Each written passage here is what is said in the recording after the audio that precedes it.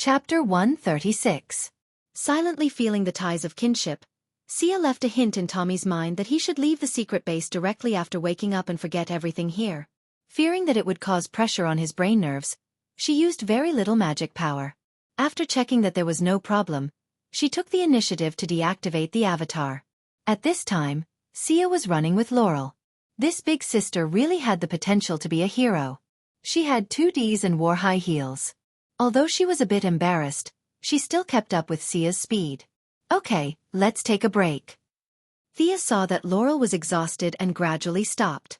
Since she ate the green fruit given by the swamp monster, her lungs were very strong. At this speed, she could run for a whole day without feeling tired. Laurel was out of breath. When she heard that Thea was going to take a break, she didn't sit down immediately.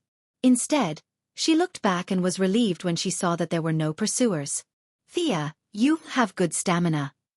After resting for a while, the observant Laurel immediately noticed that something was wrong. She was so tired that her tongue was hanging out, but Thea next to her looked like nothing had happened. Thea could only change the topic to her regular exercise and family inheritance. Olivier's body was so strong that it was inherited from his parents.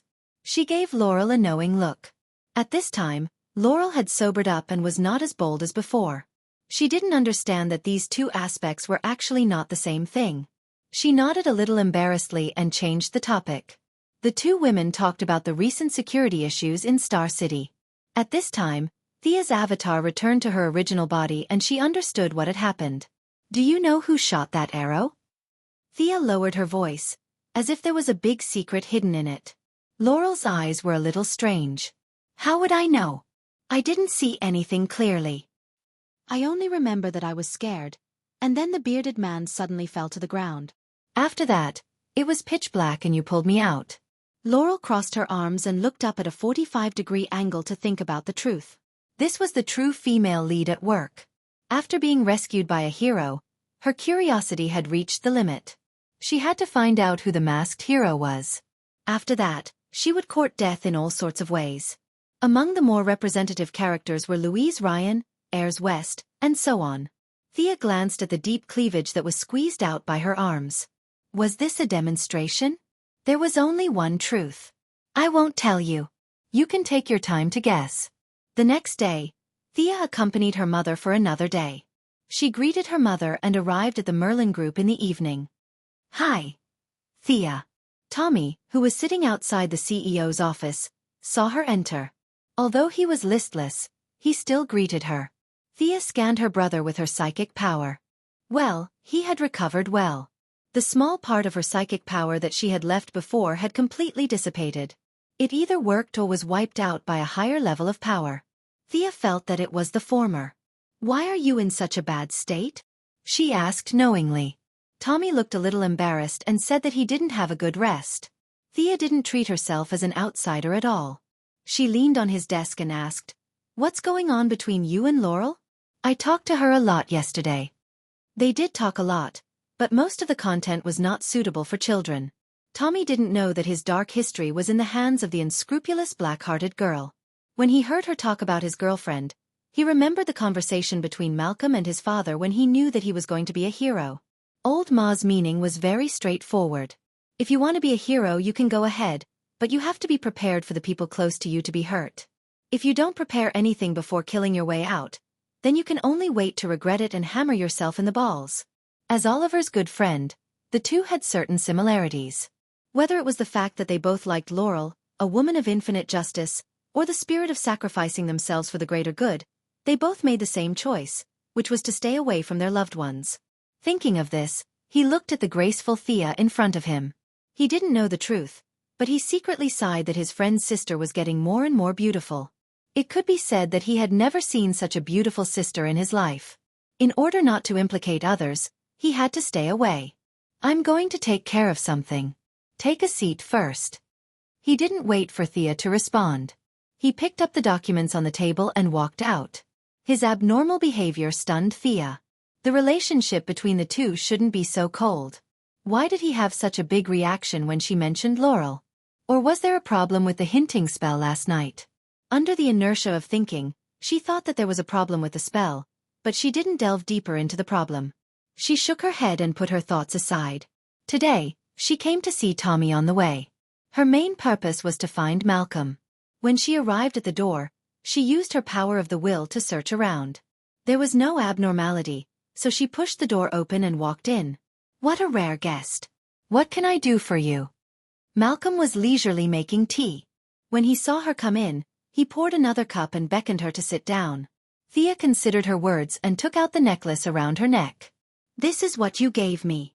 Malcolm thought that she was going to return it to him, so he quickly said with a smile, "It matches you very well."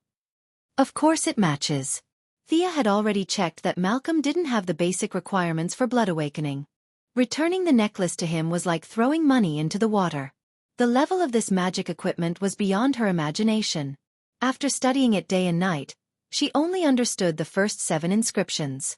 She couldn't deduce any more with her own strength, so today's trip to the Merlin Group was the reason why she came here. Do you know the origin of this necklace? Or how it came to be in your hands? Can I ask? Malcolm's pupils unconsciously shrank. This topic was a little out of his expectations. But he didn't take it seriously. He laughed in his heart that Thea was still young and impatient. He slowly poured the tea. Is there a problem with this thing? Don't worry. Drink the tea and tell me slowly. How should she put it? Thea thought for a long time but didn't know how to start. It seemed that she had to reveal some of her trump cards. Before she came, she had thought about this problem. She had dragged Solomon Grundy for several hours during the battle in Gotham. There were thousands of witnesses, and most of them were Malcolm's eyes and ears. She had to tell the truth. Fortunately, although Malcolm was a bad person, he had a good character and was not heartless. He was still very good to his children. In the original plot, he smiled and generously faced death for Thea.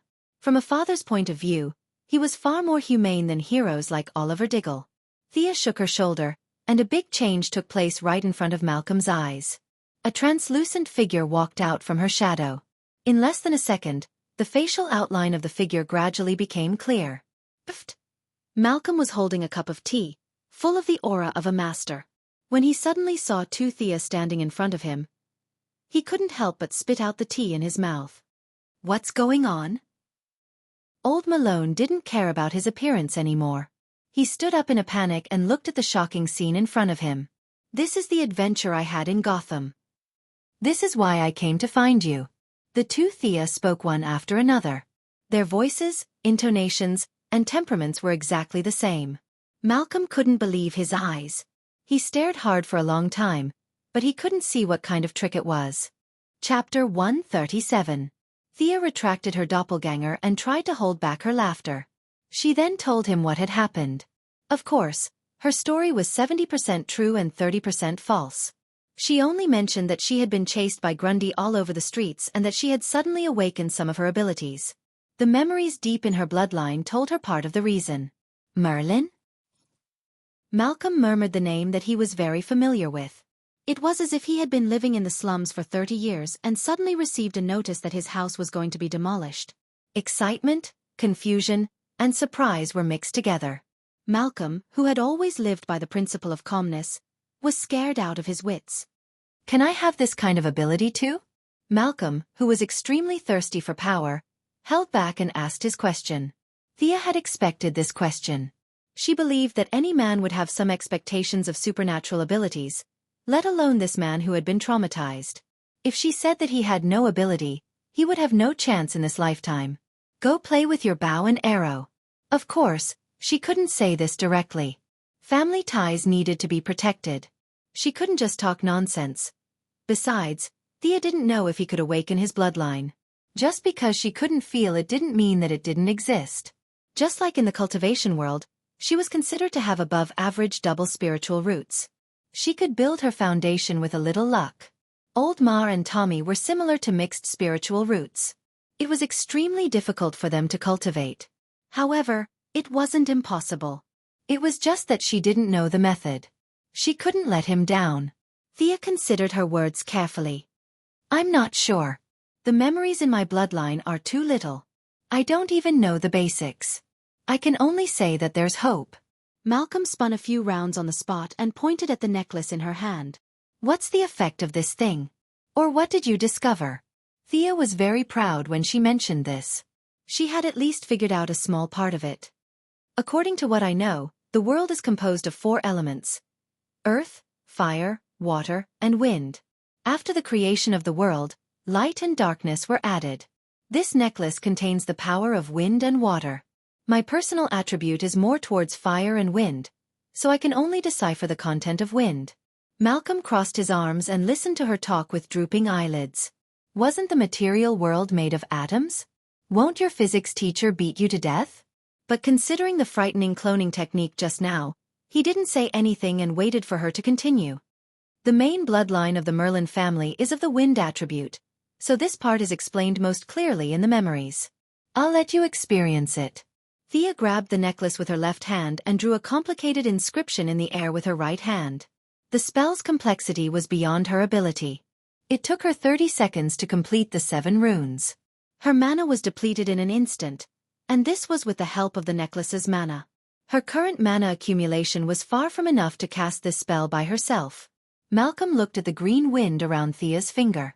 Before he could ask, Thea pointed at him from afar. Pale green energy instantly surrounded him.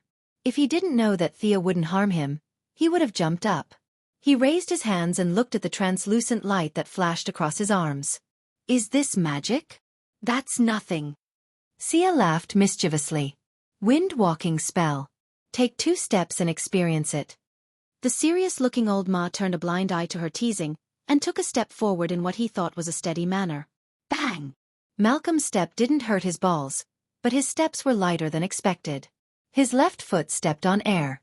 In order not to embarrass himself in front of his daughter, he used all his strength and tried to regain his balance with his right foot.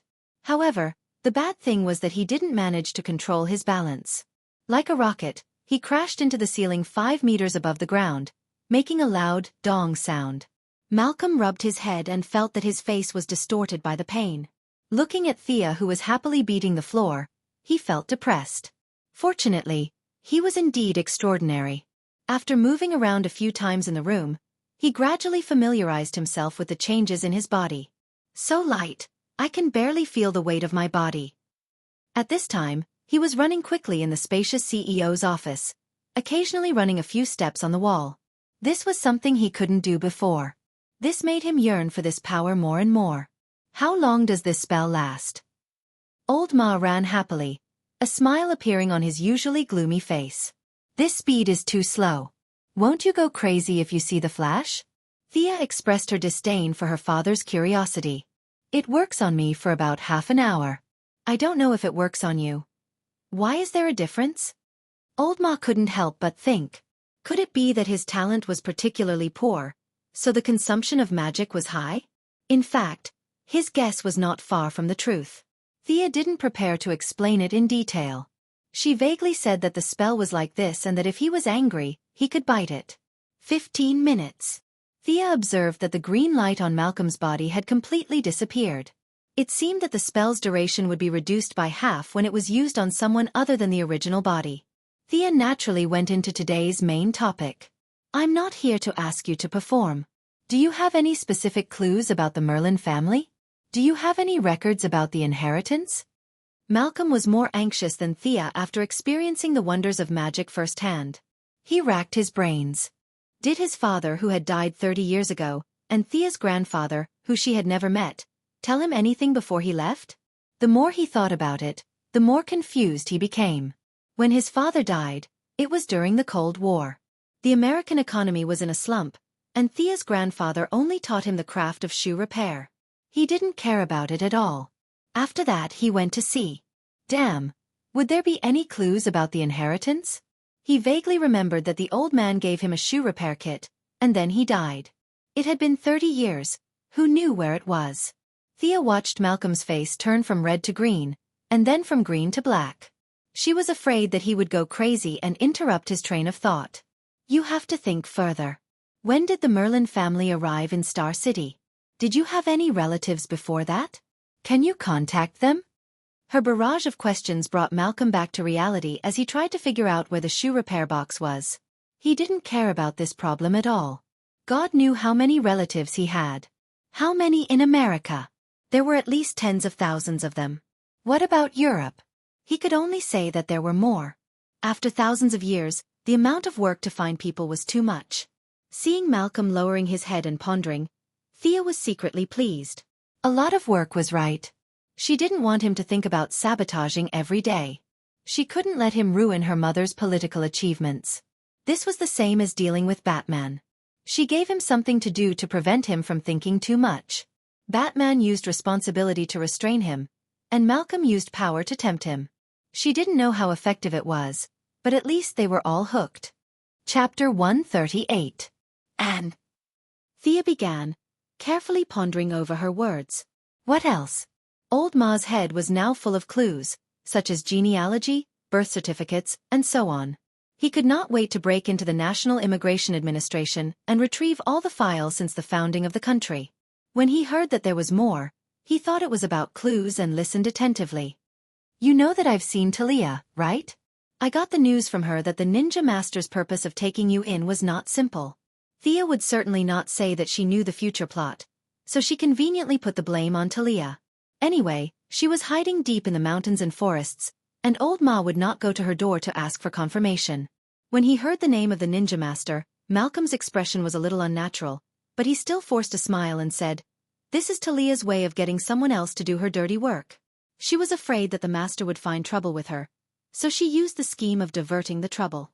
Humph, Thea, you fell for it. This was the bad thing about bad people. They thought that everyone had a conspiracy and were too paranoid. Thea could only give him another strong dose of medicine. In this world, there are wives and husbands who die young every day. Why didn't the Ninja Master find someone else and choose you? He saw that you were pleasing to the eye and cultivated you wholeheartedly without asking for anything in return. Don't you think there's something wrong with this? Thea's words instantly broke through Malcolm's defenses. He subconsciously did not think there was anything wrong with this, but her words stabbed into his mind like a sharp sword. Ah! Malcolm only felt a splitting headache. Countless thoughts rushed into his mind, and large pieces of memory fragments were constantly reorganized and shattered. A large number of sealed memories rushed into his mind. In order to support himself, he could only hold on to the desk with trembling hands to prevent himself from falling. What's going on? I just said it casually. Why is there such a big reaction? Thea was confused. She wanted to help, but she really did not understand what was going on. She could only watch from the side worriedly. After a full half an hour, Malcolm's tightly knitted brows finally relaxed. He let out a long breath and said, "This old man, he plotted against me." Who? The Ninja Master. He had hypnotized me a long time ago. No wonder I didn't think of such an obvious flaw. Malcolm tore off his tie angrily as he panted heavily. Thea finally understood. This was obviously done by the Ninja Master many years ago. It was similar to how she used magic to brainwash Catherine and Valky. However, she used magic, but she didn't know what he used. Then do you still remember your previous experience? Why haven't you noticed the problem after all these years? I only remember that I was very vigilant at first, but there was a lot of incense in his room, and the smell was really intoxicating. I don't know when it started, but I relaxed, or should I say, I automatically ignored some of the abnormalities. Damn it, that old bastard. Old man. Malcolm was constantly correcting his own memory. Many of the words he felt were inaccurate, so he kept correcting them. When he finally mentioned the Ninja Master, his lips began to tremble uncontrollably. He thought of Window as some old thief and cursed him. You're not angry at him for brainwashing you. You're angry because you've been plotting and scheming for half your life, only to find out that you've always been tricked by someone else. Thea had recently read a lot of psychology books because of the suggestion spell. Based on the summary of various clues, she could analyze Old Ma's current state of mind. The Ninja Master's method was not difficult to guess. It was nothing more than drug relaxation and forced brainwashing in the depths of one's mind. The truth-telling serum was widely used in modern medicine, but it was now widely used by secret service organizations. The old man who had lived for 800 years must have a stronger serum in his hands. Thea waited for him to gradually calm down. Do you still remember what he did to you? Malcolm thought for a full 5 minutes before he said with uncertainty, I don't think there's anything special about it. When we first arrived in Nandar Bart, he handed me his sword and asked me to cut my palm and swear to join him. At that time, I didn't know any martial arts, and I only felt dizzy. I always thought it was because I had never seen blood before. Could it be? As Malcolm continued to recall the details, Old Ma's eyes grew bigger and bigger. Many clues that he had ignored in the past surfaced. With his intelligence, he immediately found the problem. As he paced around the office, he recalled all the details one by one. That sword of his, other than when I joined the gang, has never been unsheathed. Usually, he only uses ordinary weapons for practice. I always thought that he valued my identity as a billionaire. Thea whistled softly. That sword seemed to be very powerful. It was hard to tell whether it was a magical weapon, but it was definitely not an ordinary one. In the original plot, Thea was also stabbed by this sword, and then her talent plummeted. Should she take revenge? But when she thought of the ninja master's unfathomable strength, she shook her head. She still needed to think at length. Malcolm had recovered some of his former vigor. Was my bloodline destroyed or taken away by him? This was the question he was most concerned about now. Although he already had the answer in his heart, he still wanted to confirm it with Thea. Seeing that he was going to be more and more miserable in the future, the answer was inevitable. But this could not be said directly. Thea still had to give him some hope. My talent allows me to summon an exclusive unicorn from the upper space. As long as the unicorn reaches adulthood, I can merge with it. After that, I can use a lot of light spells and a lot of healing spells. I don't know how effective it is, but it should be able to repair the damage. Thea's words were so ambiguous that Malcolm felt as if his worldview had collapsed the entire night. What kind of nonsense was this? Unicorn? Anyway, his worldview had already collapsed, and he was not afraid to be more shattered. He asked, "Can you summon it for me to see?" Could she summon it at night? Thea had never tried it before. With an experimental mentality, she summoned it once. The little unicorn, who used to be at her beck and call, only appeared in front of the two after a full 5 minutes of white smoke. Feeling the discomfort of the night, it sent Thea a message that it was not in a good mood. Thea hugged the unicorn and gestured to Malcolm. Recently, she had been helping Moira with the election every day, participating in all kinds of square activities and civic gatherings. Thea had been basking in the sun a lot. At this time, the little unicorn had grown a lot and was no longer the size of a palm. Sensing its displeasure, Thea could only hug it with both hands as if she was coaxing a child. Sensing that there were outsiders nearby, the little unicorn poked its head out of Thea's arms and saw Malcolm not far away. Bah! Bah! Bah! It spat fiercely at Malcolm, who had a dark expression on his face. Haha! Thea laughed awkwardly and quickly comforted the cute pet. She sent the little unicorn back to the different space under Malcolm's gradually darkening face. Chapter 139. Malcolm's face was extremely ugly. He pointed at the place where the little unicorn disappeared and asked softly, "My bloodline can't summon this guy, right?" Thea shook her head. Getting a different answer from everyone, Old Ma breathed a sigh of relief. He didn't want such a stupid thing to follow him every day. A little girl might think it was cute, but he, a man in his late 50s, couldn't stand it. It was too weird.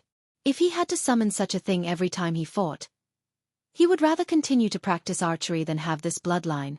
He couldn't afford to lose face like this. Thea spread out her hands. As you can see, it's still young.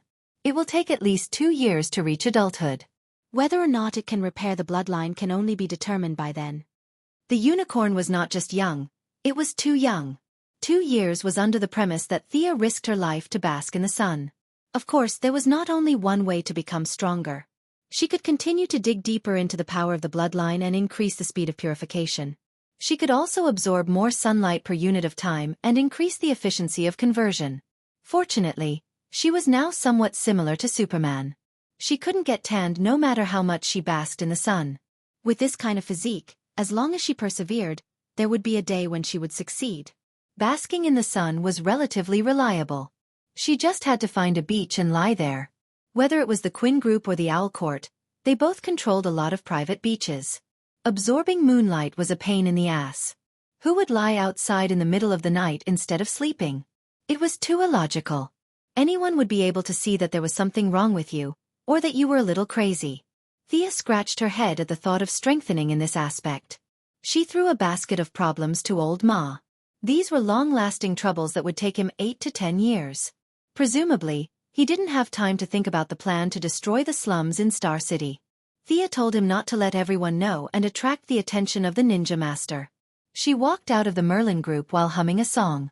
Malcolm watched Thea walk slowly into the elevator and disappear from his sight. Originally, he wanted to destroy the slums because he had no goal in life and purely to vent his anger. But now, Sia had thrown him a big pie, and the conceited Roland's desire for power once again crept into his heart. Especially when he learned that he was tricked by the ninja master like a fool, this made him furious. Ninja Master. He whispered the name that terrified him. He knew that he was suppressed in all aspects, be it martial arts, intelligence, or intelligence. He said that Thea was a natural warrior, but wasn't he the same? He was a lone wolf. Even if he was facing a lion, he would still dare to take a bite out of it. He had founded the Merlin Group on his own. At first, the group operated shipping. Today, the entire group had transport points and storage centers in 23 ports in the world. It could be said that his intelligence network was not inferior to anyone else's. However, this task was also extremely difficult. For thousands of years, there was no family planning in Europe and America. Children were born freely. Now, it was really unknown how many direct descendants there were. Those who kept the surname Merlin were easy to find. But what about those who changed their surname midway? Their descendants would be cut off. But what about those who handed over their inheritance to outsiders? The situation was too complicated. There were too many variables. Rubbing his temples, Malcolm looked outside the CEO's room. Tommy still hadn't come back. Malcolm didn't want to talk to his son about what happened today. Besides, he also felt that his son wasn't very capable. His only merit was his diligence. It wouldn't be good for him to come into contact with these things too early. He couldn't count on the father-son pair. Thea was right to remind him to be careful. This meant that he would have to spend a lot of energy to handle this matter personally. He couldn't use his subordinates, so he could only rely on a few of his confidants and himself to investigate in secret. Thinking of this, even a strong-willed person like Malcolm was a little shaken. The workload was so huge. Could it be done in 10 years? He didn't know that his father had suffered a psychological damage, but his indomitable willpower had saved him. Thea was happily packing her luggage. She had already reported to Moira. Of course, she didn't say that she was going to find her brother. Her excuse was that she was going to Hong Kong for a vacation. Whether it was bringing Oliver back or rescuing Shadow, Yao Dong, it would take a lot of effort. Oliver was such a stubborn person that it would be difficult to convince him if she didn't reveal her identity. As for Slade Wilson, nicknamed Death Knell, and the guy who killed Moira in the future, Thea didn't know how to treat him. Oliver regarded him as a close friend. The two of them had been entangled in a feud for 10 years. In the end, they still couldn't settle it. Although her mother was alive and well, Thea was still very unhappy with him. For some reason, Oliver had almost forgiven him. However, she was a woman, and she had inherited old Ma's protective personality. How could he expect to have a peaceful ending after hurting her family? Although he hadn't done anything evil yet, she would leave him to fend for himself on the island. In addition, there was a magical equipment on the island that was worth her time.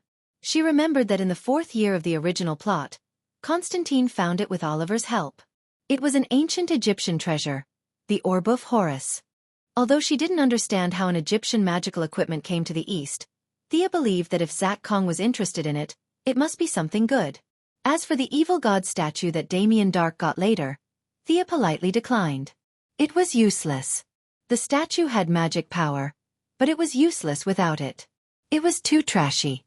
As long as she pulled Green Arrow away, the statue would stay in the cave obediently. There was no need for her to touch it. The location of Purgatory Island in the TV series was vague. It said that it was in the North China Sea, but the map showed that it was in the east of Honshu, Japan. They were about to reach the Kamchatka Peninsula. How could it be in the China Sea? The news media must be stirring up trouble for some ulterior motive. Then they said that it was in the South China Sea, on the route from Germany to Hong Kong, and that they were going to set up some kind of missile interceptor. The information was so confusing that no matter how good one was in geography, they wouldn't be able to figure out where it was. Thea had done her homework. She checked the location of the Queen's crash and checked the hydrology and ocean currents at the time. She barely managed to draw a rough area. She ordered the Court of Owls to prepare a helicopter for her in Hong Kong. She learned how to pilot all kinds of modern equipment from Batman. Although she wasn't proficient, flying safely wasn't a problem. Moira was also somewhat immune to her running around the world. If you want to go, then go. Thea checked in her weapons and arrived in Hong Kong on time that night.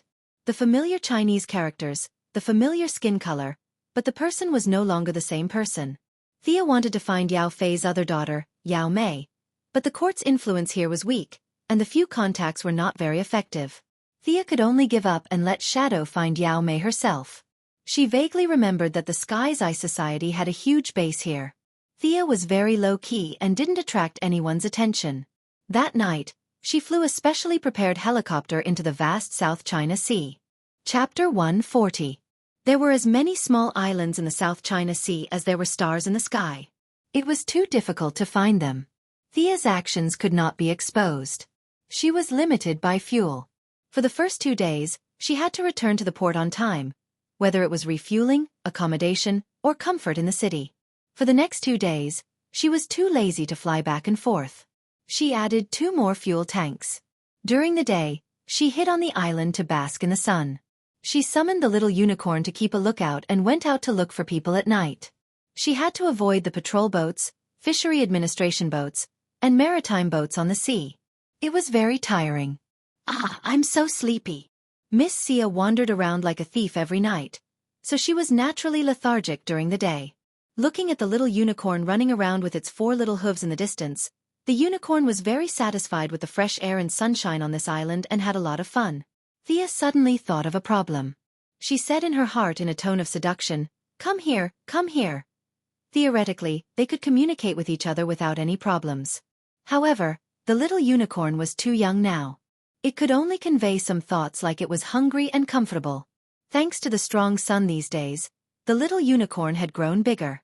If it used to be the size of a palm, it was now the size of a foot. The little unicorn jumped happily in front of Thea. It thought that she was going to give it something to eat. This little guy was not picky. 2 days ago, it ate the squid Thea bought at a roadside stall in Hong Kong happily. Looking at the little unicorn who was shaking its head and wagging its tail to flatter her, Thea rolled her eyes. She quickly grabbed the little unicorn's 2 front paws and lifted it up. Her eyes quickly scanned its lower body. It's a little princess. That's good. If it's a male, it'll be awkward to put it together. The little unicorn kicked her with its 2 hind legs. However, it was too far away and could not do any damage. Thea quickly put it down before it was about to spit. She also stroked its mane. Whether it was useful or not, it was at least comforting. After confirming its gender, the rest was easy. I should give you a name, Thea thought while touching her chin. What? You have a name? No, I have to give you a name. Thea declared her sovereignty domineeringly, but she couldn't think of a good name because of her difficulty in naming, so. My daughter, the day you were born, the entire Lordaeron forest whispered the same name. Arthas. What do you think of this name? Are you happy? Thea couldn't think of a better name even after racking her brains. She slapped her thigh and decided to use this name. Ignoring the little unicorn's objections, he grabbed it up and threw it into the air twice. That was the end of the naming ceremony.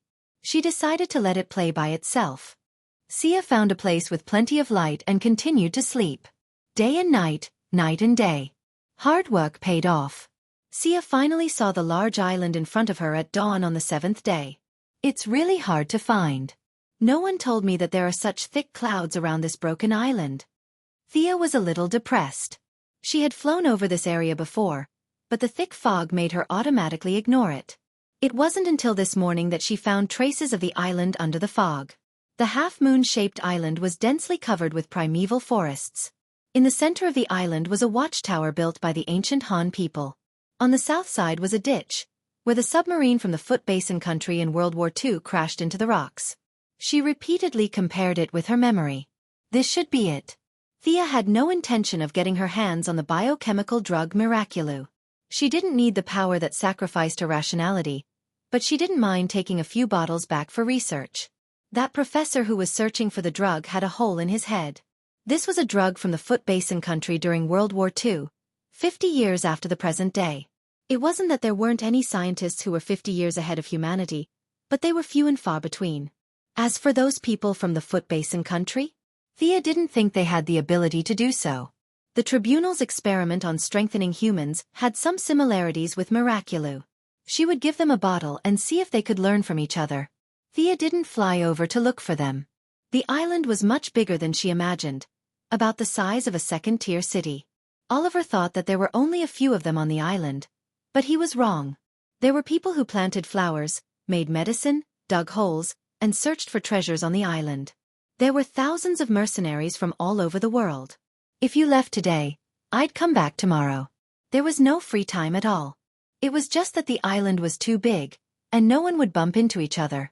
She lowered the altitude, found a small valley, and parked the helicopter.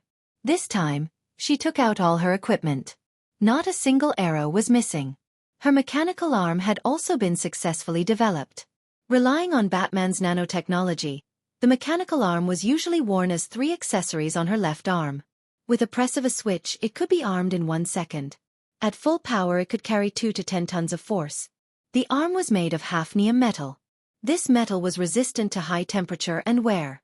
It could even withstand large-caliber bullets.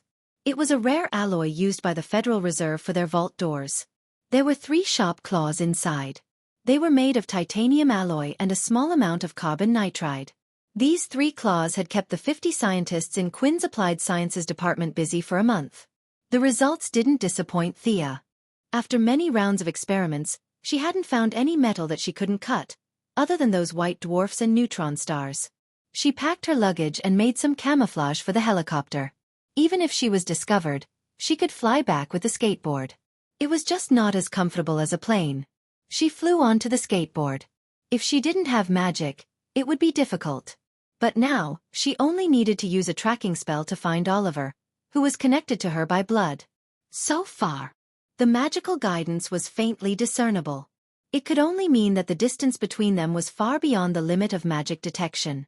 It's in the west. After confirming repeatedly, Sia flew close to the ground and faced the distance. The sun gradually moved to the west. The afterglow of the setting sun was reflected in the clear lake. A man and a woman stood face to face. The man looked sad, as if he was carrying a mountain on his back. The woman looked at him worriedly. There was some sympathy and love in her eyes. I just feel that this island has made me very scary.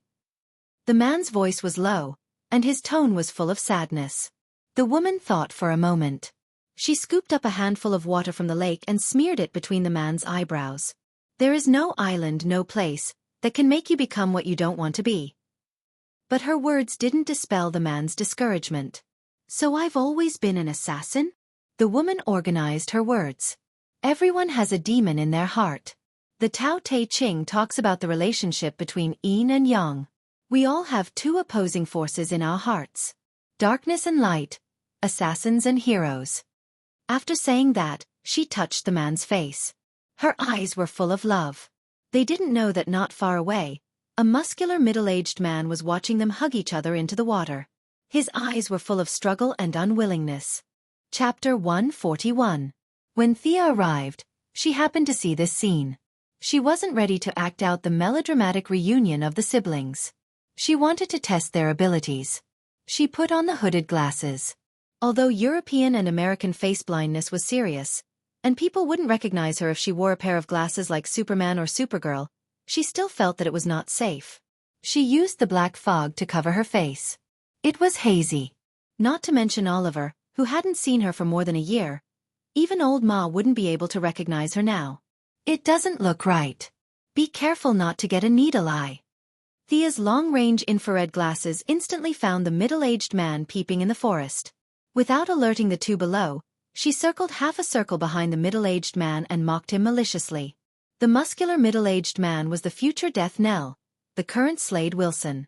He was half teacher and half friend to Oliver, who was fighting with a woman in the water. Just as he was burning with jealousy, he suddenly heard the words behind him. Without thinking, he turned around and slashed down. Your swordsmanship isn't bad. Thea nodded. Slade wasn't a pure martial artist. He was a mercenary. His swordsmanship was simple and quick, fully displaying his own characteristics.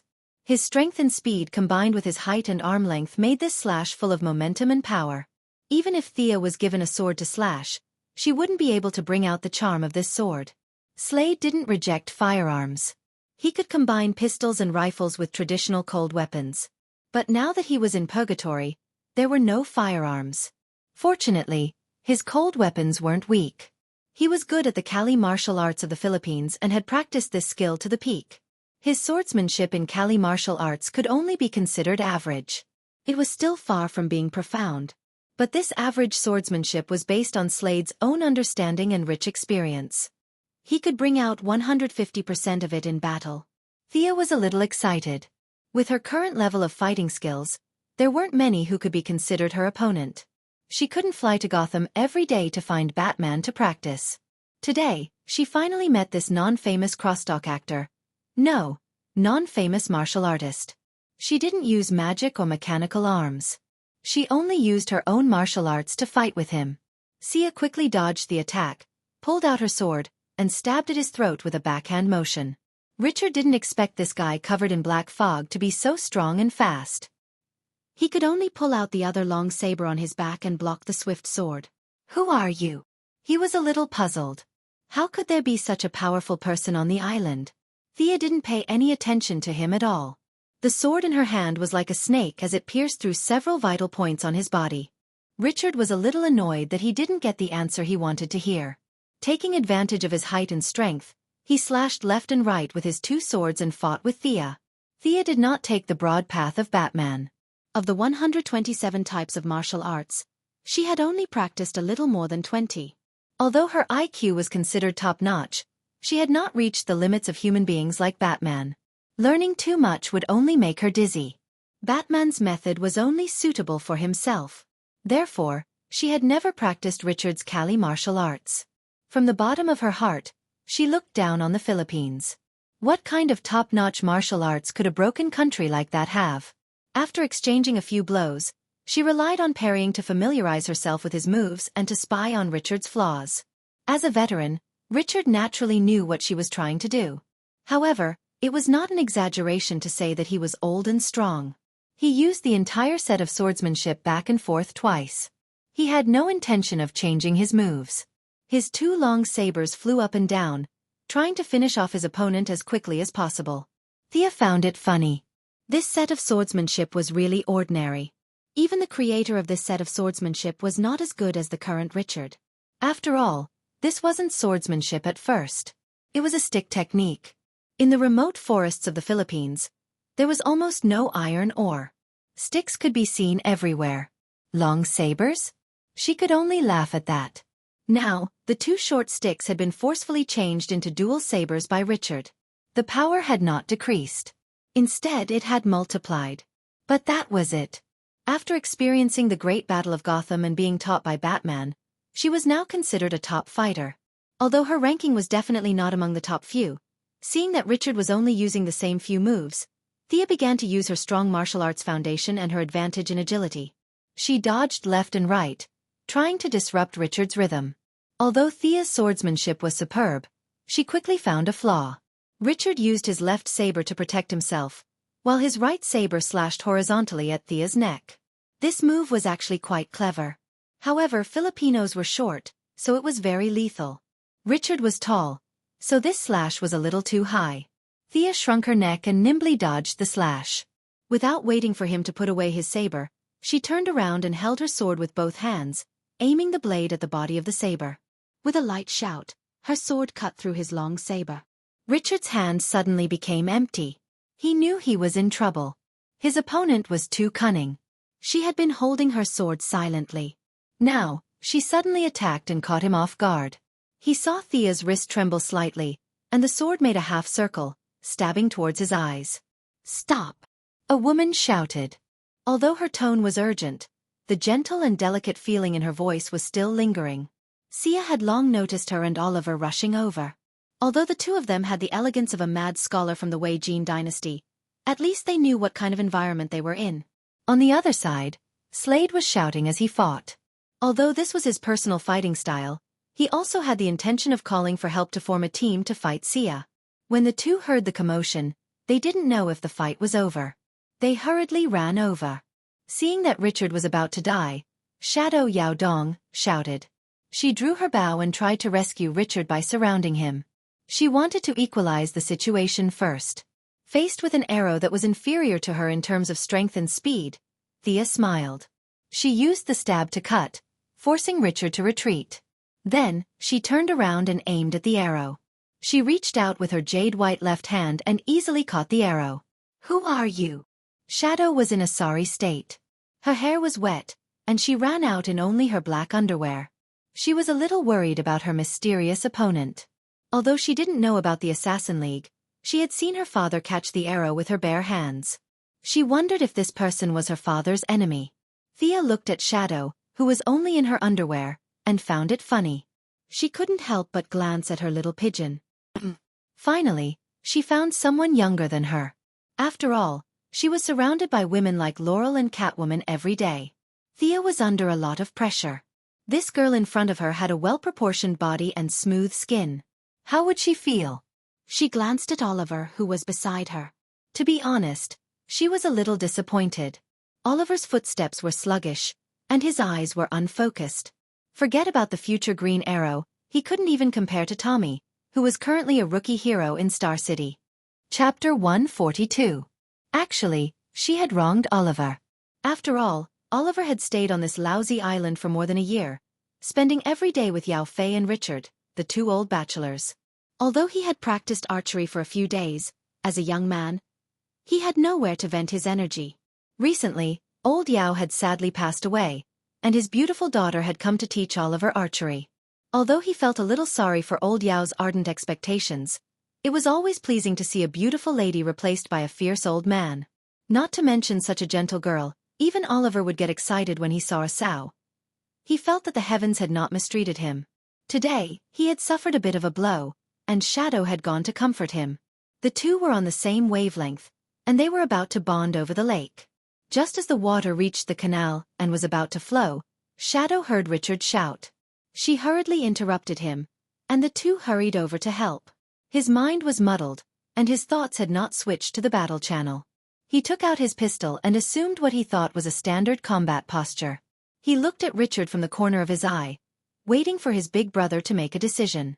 Slade didn't hide anything from Sia. He gestured at the two of them to surround them. Sia felt that Shadow was only slightly stronger than the Union of Assassins, not to mention Oliver, who was a complete weakling. However, the three of them were still troublesome to deal with. Slade had a keen sense of the battlefield, and he was a rare master tactician. It would be embarrassing if he was countered by them. She looked at the time. It was time for the Een runes to recharge. She shook her shoulders. Under the three's shocked gazes, a clone that looked exactly like her walked out of the shadows. Thea threw the bow to the clone and pointed at Shadow and Oliver with her chin, implying that they were hers. The clone had her skills and thought process. She sighed, nocked an arrow, and shot at the dumbfounded Shadow. "Let's continue." Thea didn't care if the three's jaws dropped. She picked up her sword and continued to beat Richard. Mutant. Although he had never seen it with his own eyes, he felt that the guy in front of him was very much like a legendary psychic because he had never heard of anyone who practiced martial arts and turned into two people. Thea did not deny it. "Guess as you wish. If Olivier and Shadow asked, I would explain. But you? Forget it." No matter how hard Slide tried to defend himself, he had not been injected with Miraculou, so he was still in the normal range in all aspects. Against a technical grandmaster of combat like Thea, he was having a hard time. Although he looked mighty and loud, he was actually using up a lot of his stamina. Thea diverted a bit of her attention to the other side. Her doppelganger's archery skills completely suppressed Shadow's. If it weren't for the fact that she didn't want to hurt her, she would have killed her long ago. On the other side, Oliver held a gun and found that no one was paying attention to him. He looked at the battlefield uneasily and wanted to help, but he felt that the situation on both sides was quite dangerous, so he hesitated. "Hit this. This is my real body." Slide, who was at a complete disadvantage, was still very clear-headed. Although he had never seen a doppelganger technique before, his intuition told him to make the right decision. As expected of the master tactician who almost defeated the Alliance, Thea couldn't help but admire him. It seemed that she shouldn't use this technique in front of the enemy next time. Facing Oliver's gun, she glanced at it indifferently. Although she was not afraid, she did not want to play dodging games. She loudly recited a famous saying from the Assassin League, Guns are the toys of the weak. With a flick of her hand, she enveloped Oliver with dark mist. With the help of her recent diligent training, she could now cast this spell on her own, which originally required a dagger as a guide. With the help of the Een mark, she could cast it faster and more powerful. With the help of the Een mark, she could cast dark mist and suggestion instantly. However, if it was daytime, these two spells would be difficult to cast and their effects would be weakened. The ancients relied on the sky to make a living. Now, she could use spells according to the time. It was a rare thing. Anyone would panic when their vision suddenly turned pitch black, and Oliver was no exception. "I can't see." Slade was shocked and shouted, "Calm down, don't shoot randomly." He was the closest to Thea, and Oliver had aimed in this direction before. He was afraid that Oliver would shoot him carelessly. In fact, he had underestimated the future green arrow. Not to mention her combat ability, her psychological quality was already showing the essence of a hero. This was Oliver's first time coming into contact with magic. After the initial panic, he quickly calmed down. He moved back and forth a few steps, and found that his surroundings were still pitch black. He didn't know that Thea's magic had been slightly modified. Originally, it was cast at a fixed location, but now it was cast while attached to the enemy. The duration of the spell would be reduced by the target's body, but the effect was better. Hearing Slade shout, Oliver also responded loudly, "I know I won't move." At least there was something good about him. Thea's impression of her brother improved a little. "Since you're so calm, the next spell won't scare you, right?" Hopefully. Thea drew a few runes in the air with her left hand. She aimed at Oliver's black fog, and a black light shot out. This was the only spell she had memorized from the pile of parchments in the Arcana realm. It was supposed to be a targeted spell, but after considering her own situation, she changed it into black fog immobilization. She could use the black fog on the target for a second time. First, her mana consumption was reduced by more than half. Secondly, the new spell circuit only needed to slightly modify the black fog immobilization. It was safe, fast, and could unleash the effects of her Een runes. Seeing that her spell was finished, Thea opened her left hand, aimed at Oliver and clenched it. "Huh!" Oliver, who was fumbling in the dark, found that he had regained his vision. He was secretly delighted. It was not a good feeling to be blind. He decided to stay away from the mysterious person. "I can't mess with you, so I'll hide, okay? I'll go help the little beauty shadow, okay?" But just as he was about to move, he was shocked to find that he couldn't move at all. Slade was about to call him over to help, but when he saw him gritting his teeth, he couldn't help but be stunned. Thinking of Sia's murmur just now, he was completely stunned. He was just a mercenary now, not a death knell in the future. With his knowledge, understanding people with superpowers was the limit. He had never even heard of a mage at a higher level, let alone seen one. This was the first time in his life that he had come into contact with a supernatural power. His hands and feet were in a mess, and Sia found an opening and knocked him to the ground. Just as he straightened his neck and was about to fight back, Sia hit him on the back of the neck with a karate chop. Phew! Now that this eyesore was taken care of, the rest was much easier. The doppelganger forced Shadow to retreat with 2 arrows. She handed the bow to the real body and disappeared like a shadow. Chapter 143. Hey! Shadow ran to Oliver's side and saw him posing like a statue in a temple.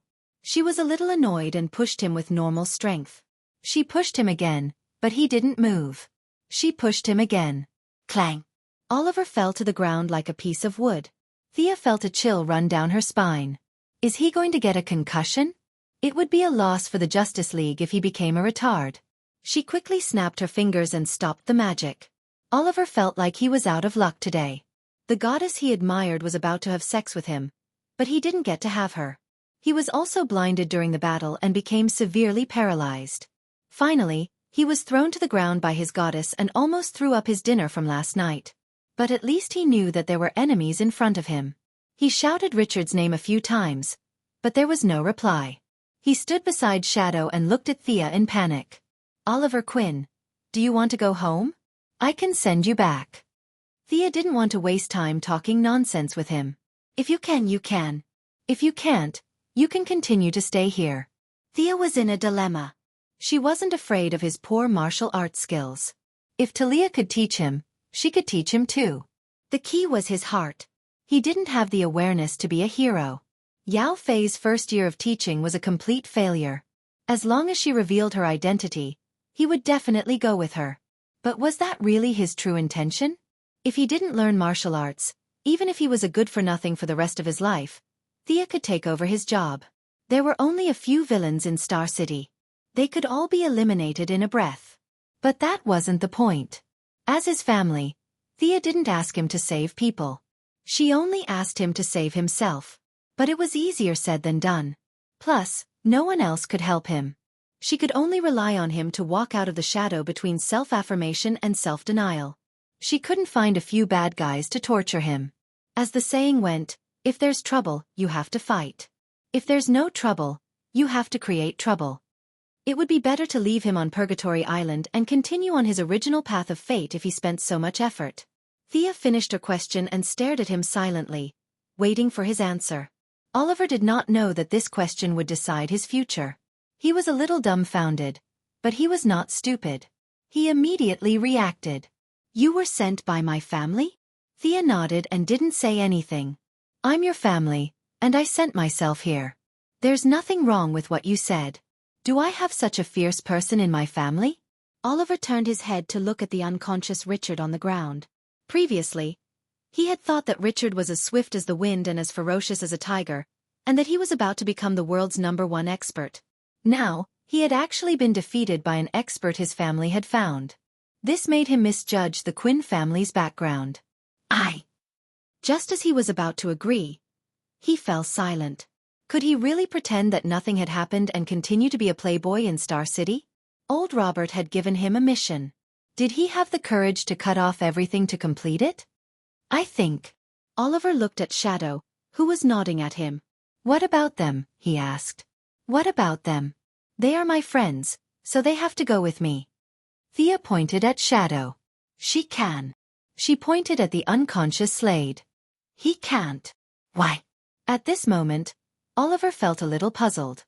Thea thought for a moment and said vaguely, "This person will cause you irreparable harm in the future.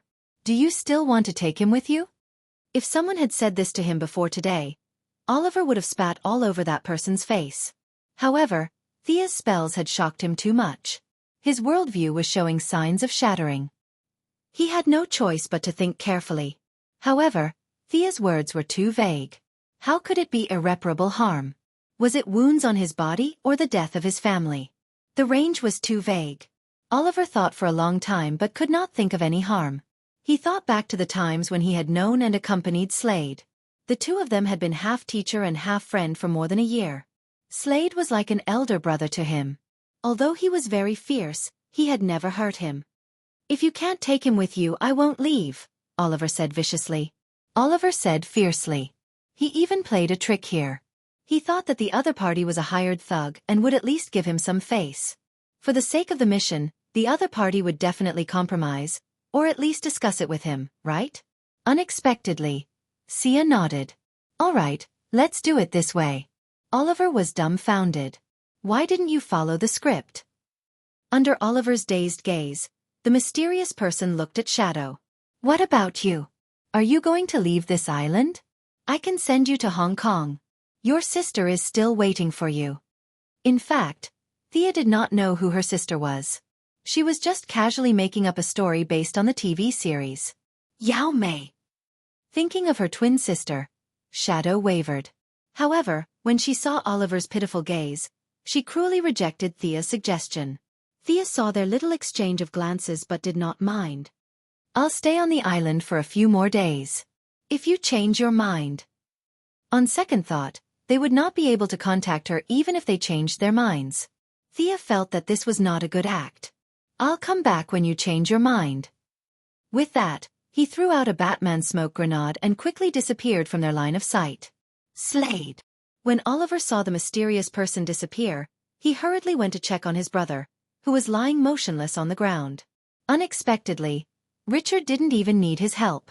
With a pair of ferocious eyes, he sat up on his own. Although Thea's technique was fine, she had underestimated Slade's extraordinary physique. Even without the injection of Miraculou, his physique was at the limit of a human's. A karate chop that could knock a normal person out for half an hour woke him up in less than 10 minutes. He was just afraid of Thea's strength, so he had been playing dead on the ground. "Kid, did your family send that guy?" Although Slade wanted to find a lot of excuses, such as the fact that his opponent was an adept, he knew that even without these factors, he would not be able to defeat his opponent. If the two of them came at him together, he would be dead by now. However, his question was difficult for Oliver to answer. He had been away from home for more than a year. Even if Moira was here, she would not be able to answer. After all, this was an era where Superman was still searching for his own worth. There was no sign of the official alliance yet. Even a government organization like the Sky's Eye Society could not find a master like Thea. Oliver stammered and could not give a clear answer. Slade thought that he did not want to talk about it, so he snorted. He picked up his twin knives. One of them had been broken by Thea. He was even more annoyed. That guy should have a plane or a ship that can leave this island. Let's go find him. Slade, with a murderous look, said to his two companions. The two of them nodded in agreement. Chapter 144. Look for his tracks. Follow the footprints and you'll be able to find his means of transportation. If you don't take me with you, I'll make sure you die on this island. Slade said fiercely. It was obvious that he had heard most of their conversation. He did not believe Thea's words about the future at all. He only thought that it was an excuse not to take him with them. However, 20 minutes later, the experienced veteran Slade was a little dumbfounded. He could only find traces of their battle. Why were there no footprints? Could it be that a living person flew here? This was completely contrary to his past experience. The more he thought about it, the more he broke down. His already shattered worldview was now completely destroyed. After looking at it over and over again, it seemed that flying here was the only explanation that made sense. His malicious plan to seize the ship had been foiled before the first step could be carried out. This made Slade feel a little uncomfortable, but he still had a glimmer of hope that he could leave the island. He planned to discuss it with the other two to see if they had any ideas. Thea did not go far. She still had to see someone, or rather, pay respects to a loved one. She observed the movements of Oliver and the others and measured the ocean currents at the time of the accident. Finally, she found a shoal with rugged rocks. From time to time, there were seabirds searching for food in the shallow water. This is the starting point of everything. Thea got off the skateboard and walked slowly. He looked around and quickly found two mounds of rubble on one side of the high ground. The names Robert Quinn and Yao Fei were carved on the two wooden boards with sharp tools. Old Robert and Yao Fei were both buried here. Thea was a little sad. She took out a delicate bottle from her bag. "Dad, I'm here to see you. This is the wine I stole from your study. I hope you." Thea was a little choked up as she spoke. She unscrewed the cap and slowly poured the wine on the grave. Although this way of paying respects was a little oriental, she could not find any canons or priests. She could only make do with it. As for moving him back to Star City, Thea had thought about it before. However, after some consideration, she gave up on the idea. Old Robert died with the desire to atone for his sins. He probably did not want to return to Star City, the city that brought him honor and shame. In the original drama, when Oliver returned to the city, he didn't mention anything about his father moving back to Star City. Presumably, he was thinking the same thing at that time. Thea sat on the ground and took a cup for herself. She poured some water on the grave and drank a cup herself. She was constantly immersed in the past. The bright full moon hung in the sky, and the bright moonlight shone on her body, making her battle suit even brighter. "Drink with me?" Thea had already taken off her hood, revealing her intoxicated face. She looked at the shade of a tree not far away with a playful expression. Shadow, who had been hiding behind the tree, had been here for a while. She first saw this mysterious man sitting in front of her father's grave and talking about something. She thought that it was an old friend of her father's, but not long after, she felt that something was wrong. This person either had bad eyesight, or the person she was talking to was not her father. Thea took off her hood. Under the moonlight, Shadow could see her side profile and where she was sitting. Shadow walked out of the shade and asked tentatively, "You are Thea Quinn. You must have heard of me, right?" Even though Shadow had mentally prepared herself, she was still a little shocked. She covered her mouth and asked, "You're Oliver's?" "Yes, I'm his sister." Thea looked at the woman who had encouraged Green Arrow when he was at his lowest. She sighed. What a gentle woman. Shadow widened her eyes and looked at her. Are you kidding me? Is this how you communicate with your brother? Should I just beat him up without caring about anything else? Everything written in the books is true. The people of the United States are indeed living in an abyss of suffering. This billionaire family is indeed more complicated than our family of 3. Thea saw the confusion in Shadow's eyes and guessed that she had misunderstood. What he needs now is not a family. He needs redemption. He needs to redeem himself. If he can get over it, he'll soar to the top. If he can't get over it, he'll achieve nothing. By the way, why are you here? Thea briefly told Shadow her thoughts. Halfway through, she remembered why she was here. This place was far from their current campsite. Of course, Shadow would not tell her that it was all because of what she said. Both Slade and Oliver had something on their minds.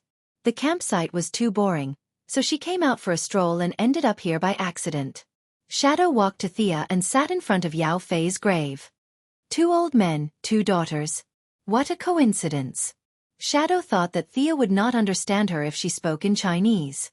She did not expect to meet a weirdo. Fate brings us together? Ah, you know Chinese. Shadow was shocked. Based on her understanding of Oliver's family, his family would not be exposed to Chinese. She felt a little embarrassed that her secret was exposed.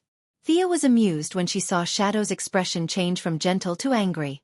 She thought to herself, this is nothing. You haven't met Master Bruce. He can even sing Boundless Sea and Sky in Cantonese. Since they both knew Chinese, communication was much smoother. Shadow had to take care of Slade and Oliver, who were illiterate, every day. It was hard for her to speak English. The 2 women were on a deserted island. It was not appropriate for them to talk about makeup or clothes. They decided to talk about something more appropriate. Dad, aren't you going to move your father? Shadow, who believed in returning to one's roots, was surprised when she heard that Gu Nianji had no intention of moving the grave. What could Thea say? The cultural differences between the East and the West? It was a bit far-fetched and too broad. She could only tell Shadow her thoughts. What about you? I flew a helicopter here. I can help you move him back. I lied to you before. I didn't see your sister. I only know that she's in Hong Kong. If you want to go back. Thea's subtext was that if Shadow wanted to go back, she could find her sister to bury her father. It would be fine. If Shadow didn't want to go back, she, as an outsider, would not waste her time looking for him. She could just find a place to bury him. It would be worth it for Yao Fei to accompany old Robert for a few months. Well, Shadow was confused when they talked about herself.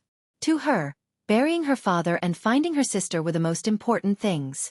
Even if aliens came tomorrow, it was not as important as these 2 things. However, she did not want to give up Oliver on the island. I have something to say, but I don't know if I should say it, Thea said politely. Shadow rolled her eyes. I've seen TV dramas. It's not appropriate. Are you going to say that Oliver and I are not suitable? That's what a mother-in-law would say, right? You're really strange for a sister. Did you bring your checkbook? TSK. You're not playing by the rules. Thea was a little upset. This was not the right way to describe it. There were too many family dramas in the country.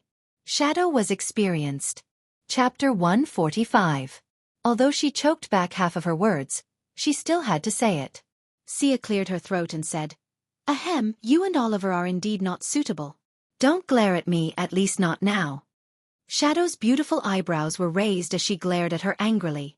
She probably couldn't beat her in a fight, or she would have argued with her this morning. Oliver and I are a match made in heaven. Is it appropriate for a sister like you to say that? I know you don't want to hear it, but I still have to say it. Did you notice the gaze of the man with 2 swords on his back? As Sia spoke, she even gestured to the 1.9-meter-tall man with a full beard. This wasn't a game. It was impossible to know the other party's name just by meeting them. At the very least, Sia had to pretend that she didn't know. He's also secretly in love with you. If you choose my brother in the end, then Oliver's friendship with him will be over. Have you considered this? Thea enunciated each word clearly. Was there a friendship between Oliver and Death Nell? Judging from the subsequent developments, There was definitely one. Even if Death Knell killed Moira, in Oliver's mind, Death Knell was only bewitched by Mirakura's drug. Death Knell was still his good brother and friend. It wasn't as if Shadow didn't know about this. She had thought about it before, but when the choice fell into her hands, she still panicked. After thinking it over and over again, she really couldn't find a perfect solution. Then there was only one way left for her. After standing silently with her back to Sia for half an hour, she finally made up her mind. Okay, I'll go with you. When? My plane is quite far from here. I'll get it. You can take your father out first. Thea jumped on the skateboard. She flew for about 10 meters before turning back. It's a little hard to say. My subordinates have a human revival experiment. The success rate is only 10%. Do you want to try it? She felt guilty about experimenting on someone else's father. However, Shadow didn't pay attention to these details. Her mind buzzed. You mean, my father can be revived? Thea suddenly thought of it just to increase the reason for her to leave. She nodded and said, it's a kind of biochemical experiment. It's not effective for people who die of natural causes. Your father didn't die of natural causes, did he? Of course not. No one would die of natural causes if they were shot in the head. Shadow's tears flowed uncontrollably. She would try even if it was 1%, let alone 10%. Olivier and whatnot were thrown out of the window. No matter how good a man was, he would never fall into her bowl. She didn't want to think about it anymore. Sia nodded when she saw the drastic change in Shadow's mental state. Then get ready. We're leaving now. The journey back was smooth. When they arrived at their temporary residence, Thea gave Catherine Monroe a call and briefly told her what had happened. This woman was well-connected and knew what to say and what not to say. Thea's explanation of the revival project was very vague. Shadow could only assume that it was a secret experiment by the American military. This made her feel uneasy, but at the same time, she had a glimmer of hope. No matter what, American technology was so advanced. Perhaps it could really succeed? The court personnel came quickly. They took Shadow and the frozen old Yao to Gotham in a private jet. Before they left, Thea gave Shadow her contact number and warned her that this experiment had a deep background. She told her to be careful when she got there. Of course, it would be better if she pretended to be dumb or blind. I'm finally out. Thea crawled out of the ground like a miner. Her face was covered in dust. It had been 5 days since she parted ways with Olivier and the others and sent Shadow away. Since my brother doesn't want to leave, I'll go treasure hunting. That was what she thought and that was what she did. In the original novel, Constantine would come to the island in the 4th year to search for a treasure called the Orb of Horus. However, Constantine came with a map. With Olivier leading the way, he found the underground chamber and successfully returned with the treasure. Thea had nothing now. Even if she asked Olivier, it would be useless. The island was too big. There were no signs. Who would know where the treasure was buried? She could only use the stupid method. She sat on the ground and meditated. She used her strong mental power to sense the subtle changes in the magic around her. Fortunately, the island was one of the nodes of the world's magic network. It strengthened her senses to a certain extent. Even so, it took her 3 days to find the exact location. Finding the location didn't mean that she would be able to get the treasure. Constantine looked for a hole and dug a tunnel. Only God knew where the hole was. Thea could only use the stupidest method. She would use brute force and dig a hole. She took out the military shovel that she had prepared and equipped the mechanical arm to dig a hole. She dug through dirt and smashed stones. She didn't have to worry about being discovered on such a deserted island. She also didn't have to worry about disturbing the residents. It took her another 2 days to dig a hole that was 3 meters wide and more than 50 meters deep. It didn't take long for them to see this treasure. The handle was made entirely of gold, and it was 30 centimeters long. There was a light red gem at the top.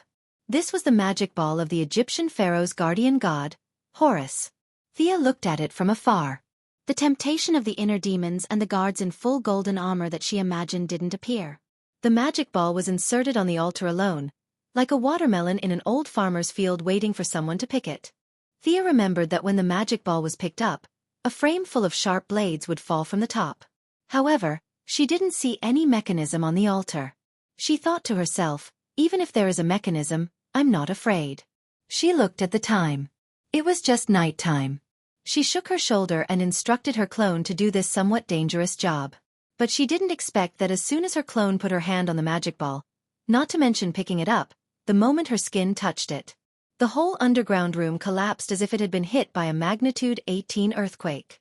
The clone only had time to throw the magic ball to the main body before it was buried under a large number of stones. Hiss! Thea didn't have time to sigh. Under the chain earthquake, the ground under her feet also collapsed. Fortunately, she was prepared. She used her mechanical arm to protect her head. The Kevlar that Batman gave her was also the best, so she didn't suffer any injuries after the collapse. After that, she used her hands and feet to dig herself out. Damn it! There wasn't such a strong reaction in the TV series. Was it because she didn't take the usual path, or was it because she couldn't use her clone to touch it? Thea couldn't think of an answer. She observed her harvest carefully. The magic ball was divided into two parts, the gem and the handle.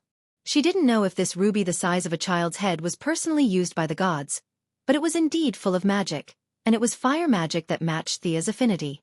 As for the words on the handle, she could see that the words were a spell. However, Thea was a little confused. The words were written in ancient Egyptian. She didn't know if there were 10 people in the modern era who could recognize the words, let alone her. But it was a treasure anyway.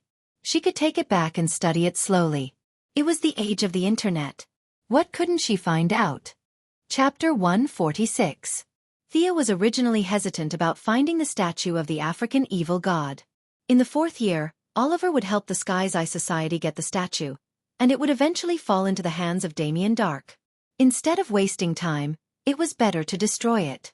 But no matter how hard Thea tried, she couldn't find any other source of magic on the island other than the magic ball in her arms. Was it because of the different systems? Or did the statue not have any magic waves? Since she couldn't find it, then so be it. There were still 9 years before Damien's nuclear bomb would wipe out Star City. She could just kill him in advance. She had already completed half of her trip to Purgatory Island, and the remaining task was to rescue Sarah Lance. She didn't have much of a relationship with her, so she didn't have to worry about whether she was willing or not. Once she got her back to Star City, her reputation with her father, Inspector Lance, and Laurel would instantly be worshipped. Thea wouldn't have bothered if it was too far away, but she was on a ship on the other side of the island. Since it was just a matter of convenience, she might as well give her a hand. Thea didn't hesitate. After searching for the magic ball for a few days, the island's environment was no longer as unfamiliar as before. She identified the direction and flew west under the cover of the night. It was difficult to find people, but a large ship on the sea was easy to find. This ship was personally funded by Dr. Ivo, who researched the Japanese biological weapon Mirakuru. He hired a ship of armed mercenaries to find the miracle medicine in his heart. Thea couldn't be bothered to find out what noble reasons he had in the beginning. She only knew that this guy wasn't a good person. She used infrared to observe from a distance. There were quite a lot of thermal reactions on the ship. She roughly estimated that there were hundreds of people on the ship. While the mercenaries were patrolling, Thea landed lightly on the deck. The skateboard wasn't suitable for movement in the narrow cabin. She needed to move as fast as lightning. She held the necklace that Malcolm gave her and whispered the spell on it. Wind Walk. Following the successful casting of the spell, a circle of green smoke could be seen surrounding her body. She adjusted to the sudden increase in speed. Not bad. Although it wasn't as fast as the Flash, it was still close to 600 kilometers per hour. After some hesitation, he put the skateboard back into his bag. The interior of the ship was small, so he should not encounter any strong resistance. Using the stealth techniques of the Union of Assassins, he entered the cabin through the shadows when a few patrol teams met. Along the way, he knocked out a lone mercenary. Regardless of whether the mercenary would become an idiot or not, he activated suggestion and dream entering at full power. His powerful spiritual power directly crushed the mercenary's memory. Thea quickly grasped the situation of the ship. There were not as many mercenaries as she had imagined. There were only 2 small teams of 50 people. Dr. Evo had brought a small team to search the island this morning, so there were only 25 people left on the ship. As for the thermal reactions that Thea observed, most of them were from prisoners that Dr. Aiwa had captured and used for human experiments. Sarah Lance was doing well. Although she was only a beauty in Thea's eyes, She was a great beauty in the eyes of Dr. Aiwa, who had drifted on the sea for a few years. They had feelings for each other. After a few hookups, Sarah became Dr. Aiwa's personal secretary. Knowing that there were not many people on the ship, Thea naturally did not continue to hide her tracks. There were only a few rotten fish and shrimp scattered throughout the ship. What was there to be afraid of? She summoned her doppelganger and handed her the bow and arrow. Her meaning was clear. If she saw them, kill them. If not, forget it. The real body drew out a long sword and a dagger. Seeing a patrol team in the distance, she rushed over like a gust of wind. These people might be considered elites in the eyes of ordinary people, but in the eyes of Thea, who was fast and powerful, and whose fighting skills were at the top of the world, they were full of flaws. She slashed left and right, and every time she waved her weapon, a strong man would fall to the ground. The doppelganger also drew the bow and shot at the mercenaries who had picked up their weapons and were ready to fight back. The battle ended in a short 30 seconds. Thea shook off the blood on the spine of her sword. The real body killed 5 and the doppelganger killed 3. Not a single one of them can fight. The real body's complacent remark made the doppelganger roll its eyes. The doppelganger raised its bow and arrow. Go and start the fight. I'm a long-range fighter. Like looking into a mirror, they teased each other for a while. Thea was surprised to find that the doppelganger was especially active at night. She seemed to be able to absorb energy from the killing. Her originally stiff expression became much more lively. Does this mean that I have to be the light emissary during the day and kill at night? My talent is really strange. Will it really not split after a long time? Then, another patrol team was wiped out. Thea followed the memory that she had read and found the captain's room. The iron gate was tightly locked, and it looked very sturdy. Thea could not go up and shout that there was a delivery. Open the door quickly. She could only turn on the power of the mechanical arm and punch at the suspected keyhole. Poof! There was a crisp sound, but the expected earthquake did not happen. The door looked sturdy, but it was actually a layer of iron that could be pierced through with a light poke. Thea's punch was so powerful that it took down the entire door along with its frame. Ah! A scream rang through the room. Sarah Lance had been sleeping well in the captain's room. The conditions here were naturally not as good as at home, but happiness came from comparison. Compared to the experimental subjects who were waiting to die in the cage, she had reached the top in a single bound. Dr. Evo did not make any excessive demands of her. In fact, even if he did, she would not dare to resist. She thought that her days would go on like this, but she did not expect to hear so many screams in her sleep. At first, she thought it was a dream, but when the thick smell of blood rushed into her nose, she knew it was not a dream. Just as she was feeling uneasy, all the screams disappeared. She could only hear light footsteps outside the door. When Sarah was about to hide, a silver-white metal arm outside the door broke through the cabin door with a poof. Under her horrified gaze, the entire cabin door was removed. At this moment, all she could do was scream. Countless movie clips appeared in her mind, such as Terminator, Alien, and so on. Of course, she was not playing the role of the Terminator. She was the female pig-trotter who was scared to the point of peeing her pants. Thea swaggered into the room and saw Sarah, who was trembling all over with her eyes closed. She was speechless. Was she that scary? She had to admit that her voice was really loud. No wonder she could get the mixed account of White Canary. But she was here to save her. She recalled her doppelganger. She could not let her see these things. Hey, I'm here to save you. After waiting for 3 seconds, Sarah did not hear her at all. She shouted so loudly that Thea's voice was completely covered. After all, she was someone she knew. Whether it was Oliver, Laurel, or Inspector Lance, it was not appropriate to directly beat her up and kidnap her.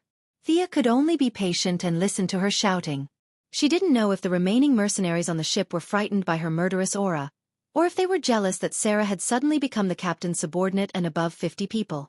Either way, no one was prepared to rescue the captain's little lover, and they all hid in a corner and pretended to be dead. Chapter 147. Thea found a chair and sat on it with her legs crossed. The corner of her mouth twitched. She thought to herself, I'm going to ignore you. Let's see how long you can howl for. Sarah Lance's mind was blank. She thought about being dismembered by the enemy and wondered if the enemy had taken out a gun. She was scaring herself, thinking that she only had a few seconds left in this world. She should make full use of it and continue to scream. But when her voice was hoarse, she realized that something was wrong. She was going to be a heroine in the future, so her basic intelligence was still online. Ha! There seems to be only my voice in the room. Where's the enemy? Was he knocked out by my scream? She opened her eyes a little. No one? The enemy ran away. Sarah Lance was overjoyed. She opened her eyes and let out a sigh of relief. But when she turned her head, she almost bit her tongue when she saw Thea sitting on the chair. You! Ha! Sarah pointed at Thea's face and thought. At this time, Thea took off her hood and revealed her face. She should know her. After all, it had only been a year, so her appearance wouldn't change too much. But it was hard to say. At least, Thea didn't have much of an impression of her. Fortunately, she was arrogant in the past, but people still paid attention to her. You are? You're Ollie's sister? Sarah felt that the woman in front of her looked familiar. She slapped her forehead and tried to recall. Finally, she found a clue from Ollie. Isn't this his sister? As for her name, Sarah couldn't remember. She sighed. Thea. Thea Quinn. I'm here to save you. Your father and sister miss you very much. She reached out a hand and pulled Sarah up from the floor. This girl didn't look tall, but she had a lot of meat on her body. Perhaps the food on the ship was too good, but she was chubby. Fortunately, Thea had been exercising for a long time. If she was the skinny girl from before, she wouldn't have been able to pull her up. Sarah was still drowning in her longing for her father and guilt for her sister. She stood up and realized that she was being pulled out of the door. Where are we going? Where are the guards? Don't worry, everyone on this ship is hiding. Go to the island and find my plane. I'll send you back to Star City. Suddenly hearing the familiar name of Star City, Sarah's tears flowed down uncontrollably. Thea frowned. This woman was too emotional. To be honest, Thea admired Sarah Lance's future achievements. Whether she was the captain of the Wave Rider or the leader of the legendary squad, Sarah Lance was a great heroine. Relying on his own continuous struggles to repair the changes in the timeline, especially the phrase, "Legends never admit defeat," that left a deep impression on everyone. Compared to the Flash on the other side, Sarah's reverence for time was 10,000 times higher than his. The Flash had triggered the Flashpoint incident and rewritten the fates of countless people just to rewrite his own childhood misfortune. But that was the future. Thea could only say that heroes were created by circumstances, and that no one was born outstanding. Only heroes who worked hard to fight against fate were worthy of praise. Sarah only recovered a little when they were really out of the range of the ship. Her father's nagging and her sister's complaints were nothing. As long as she could leave this damn island, she would even beat her up. At this time, not far from the two of them, a wave of blue light appeared in the air. After a violent wave, a man and a woman walked out of the air. The short blonde woman was very alert, but when she looked around, her face was full of disbelief. Purgatory Island? The tall man on the side heard her call and looked around carefully. This is the Purgatory Island that you and Oliver stayed in? Why did Gideon send us here? Shouldn't we be in the Star City police station in 2007? The two of them were speechless. They could only silently get up and walk into the darkness. What is this thing? When Thea was installing the skateboard, Sarah's brain had returned to normal. She asked a lot of questions, like where was Ollie, how was her family, and so on. Thea could only answer a few selectively. It's installed, Just when Thea was about to jump on, she suddenly felt her temple throbbing. A strong sense of danger surged in her heart. She could only see a blue light flying toward her. Get down! He pounced on Sarah Lance, who was still looking at him in a daze. The blue light didn't hit them, but under Thea's horrified gaze, it pierced through the skateboard. God! The skateboard that was floating in the air was like a kite with a broken string. It wobbled and fell to the ground, never to move again. F***ck your mother. Thea was instantly filled with anger. She turned her head to look at the culprit. Not far away stood a tall woman in black clothes with black hair and a blank expression. Who was this? Why would such a person suddenly appear on Purgatory Island at this time? But before she could open her mouth to ask, the weapon in the woman's hand started firing non-stop. Swoosh, swoosh, swoosh. Rays of blue light shot towards Thea and Sarah. Laser weapon? Thea was a little confused. There weren't such high-end weapons in this era. The Bat Fighter was considered the pinnacle of human technology, but it hadn't entered the laser era. Could it be that this person was an alien? The situation was grim. No matter who the opponent was or where she came from, the fact that she was an enemy was undeniable. After whispering to Sarah to hide, Thea raised her hand and cast a dark magic. She didn't need to trap the opponent. She only needed to temporarily interfere with the enemy's vision. Then, under Sarah's shocked gaze, Thea cast the wind-walking spell on herself again. The distance of 100 meters was covered in an instant. Facing the enemy who had just escaped from the black fog, she raised her hand and slashed. Thea's speed was very fast. In just a few dozen moves, she had completely gained the upper hand. She found that the woman's fighting ability was far inferior to hers. At best, she was at the level of a special forces soldier. But she was very strong and her body was very sturdy. Her sword that could cut iron like mud could only leave scratches on her body. Her body was so dense? She shouldn't be an earthling, right? She didn't know. While she was puzzled, the woman opposite her was also extremely surprised. She kept thinking in her heart, who was this woman fighting with her? She didn't seem to be the target of her mission. Two people who shouldn't be at this time appeared in a place where they shouldn't be and inexplicably fought. This was completely different from her initial plan. But as the fight went on, her anger also rose. Thea's sword slashed her body more than a dozen times. Although the cuts weren't deep, she was not a robot. She would still bleed. Relying on her strength that was far greater than that of an earthling, she didn't pursue small fights. Instead, she used strong punches. Seeing that she changed her attack style, Thea didn't dare to take it head-on. She deliberately exposed a flaw. The woman in black was overjoyed. She ignored the sword that was going to pierce her collarbone and punched Thea's face. Chapter 148. I was waiting for you to use this move.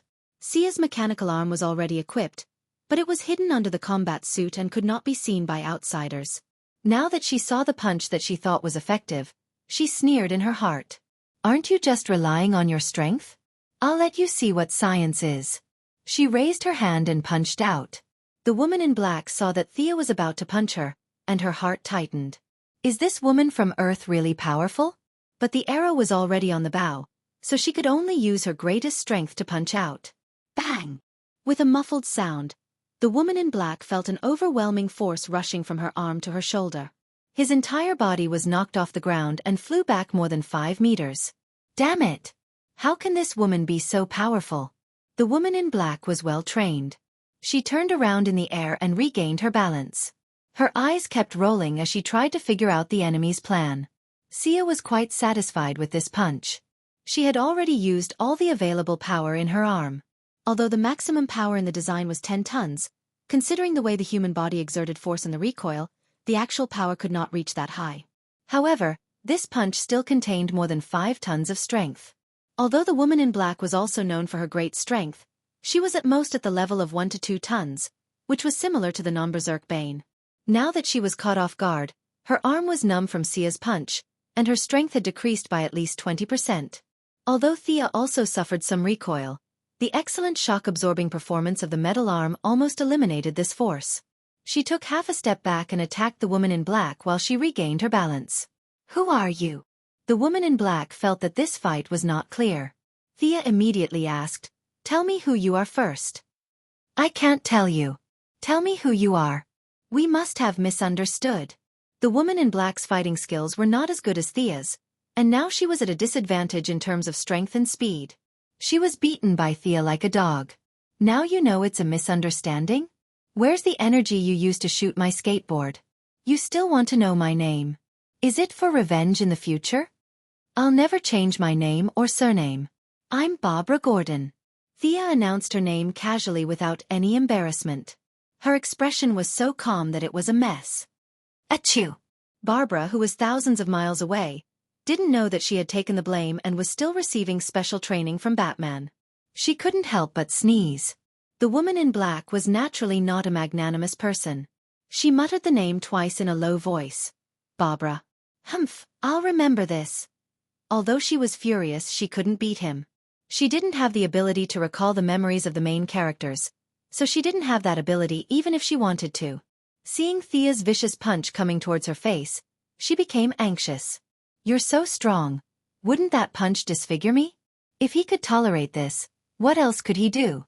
He couldn't care less about the rules of the organization. Time stop. The woman in black raised her right hand and aimed it at Thea.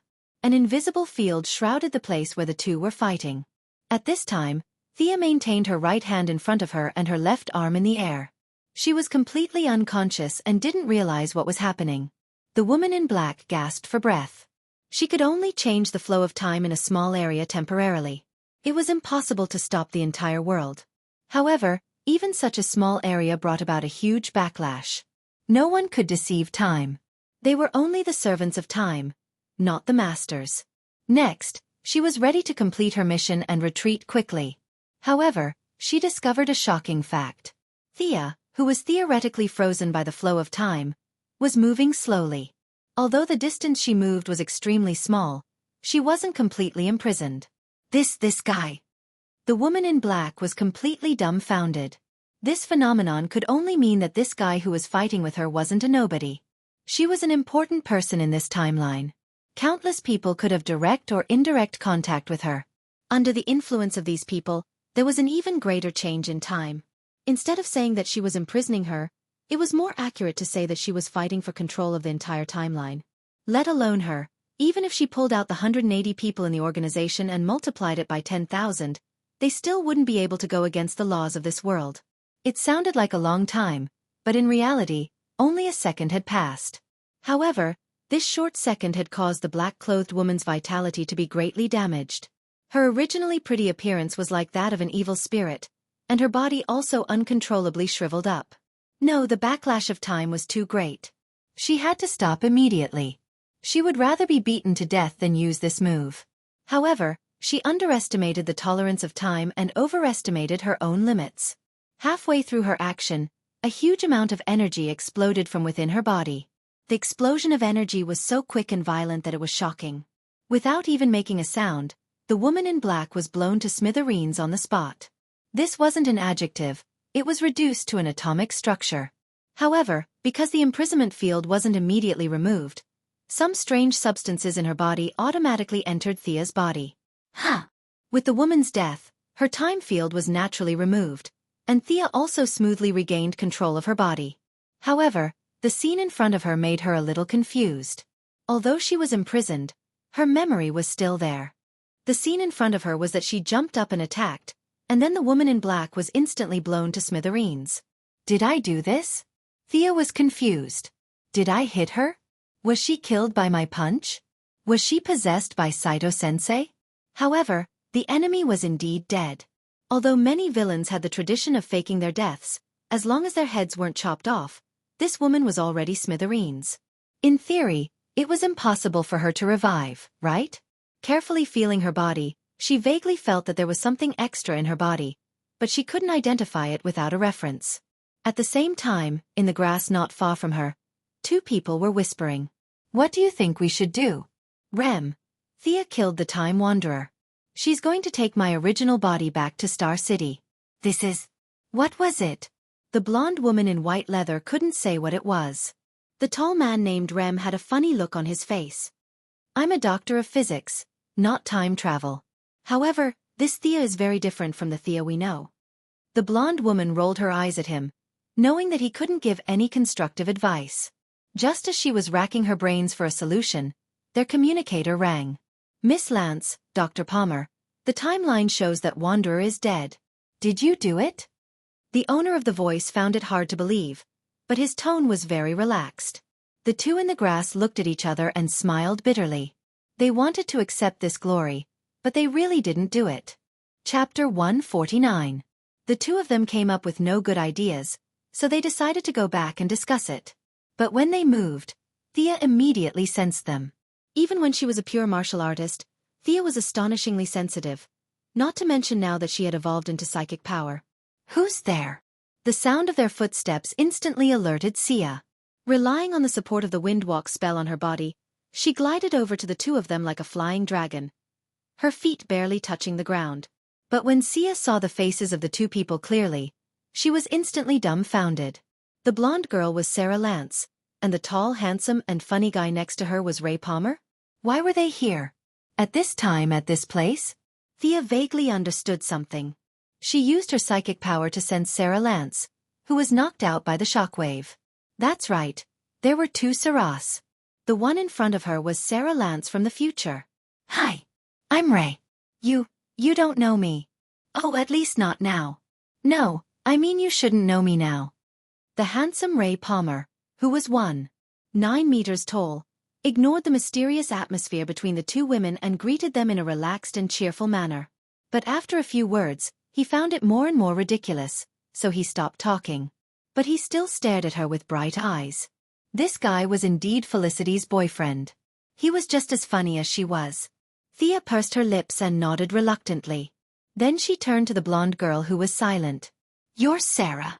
Sarah Lance, who already had the demeanor of a future legendary captain, bit her lip and said helplessly, Yes, you. Why are you on Purgatory Island? I'm here to find Oliver. Thea answered firmly and reasonably. No one could find fault with it. Sarah was having a headache. Naturally, she couldn't find any fault with the answer. Just as she was racking her brains, Captain Rip Hunter's voice came from the communicator. Hold her down for now. We'll be right there. Sarah and Ray exchanged glances and decided to let the Atom Man, who was more talkative, buy time. Hey, where were we? Oh yes, you don't know me yet, but you will soon. Blah blah blah. Sia didn't see their secretive gazes, but she didn't feel that these two guys were a threat to her. After all, they were on the same side.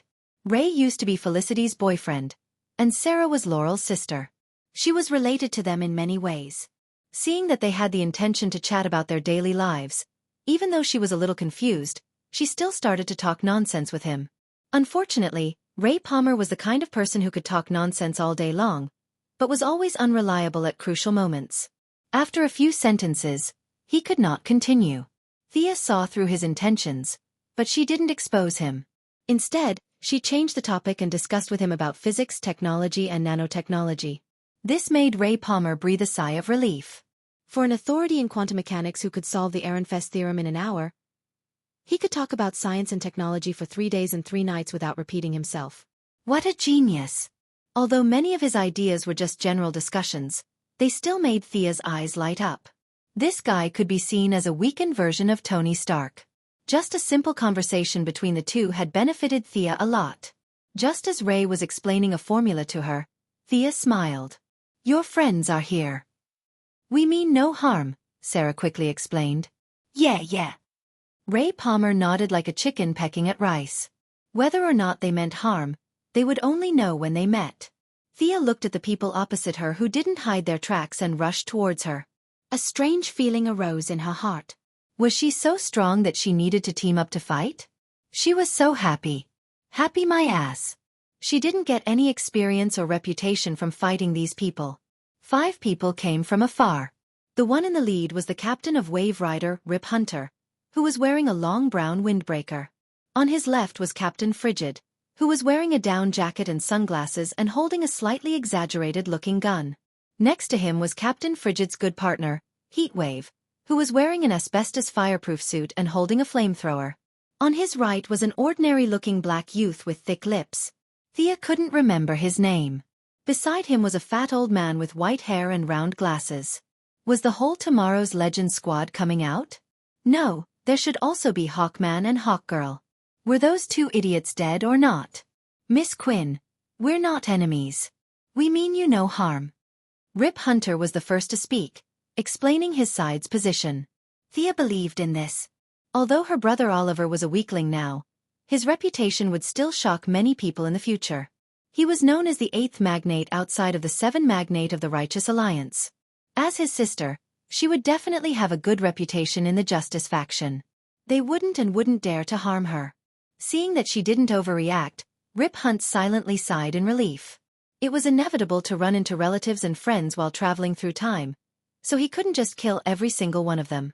If he really did that, even the heroes of justice wouldn't spare them, so he was very experienced in dealing with such sudden incidents.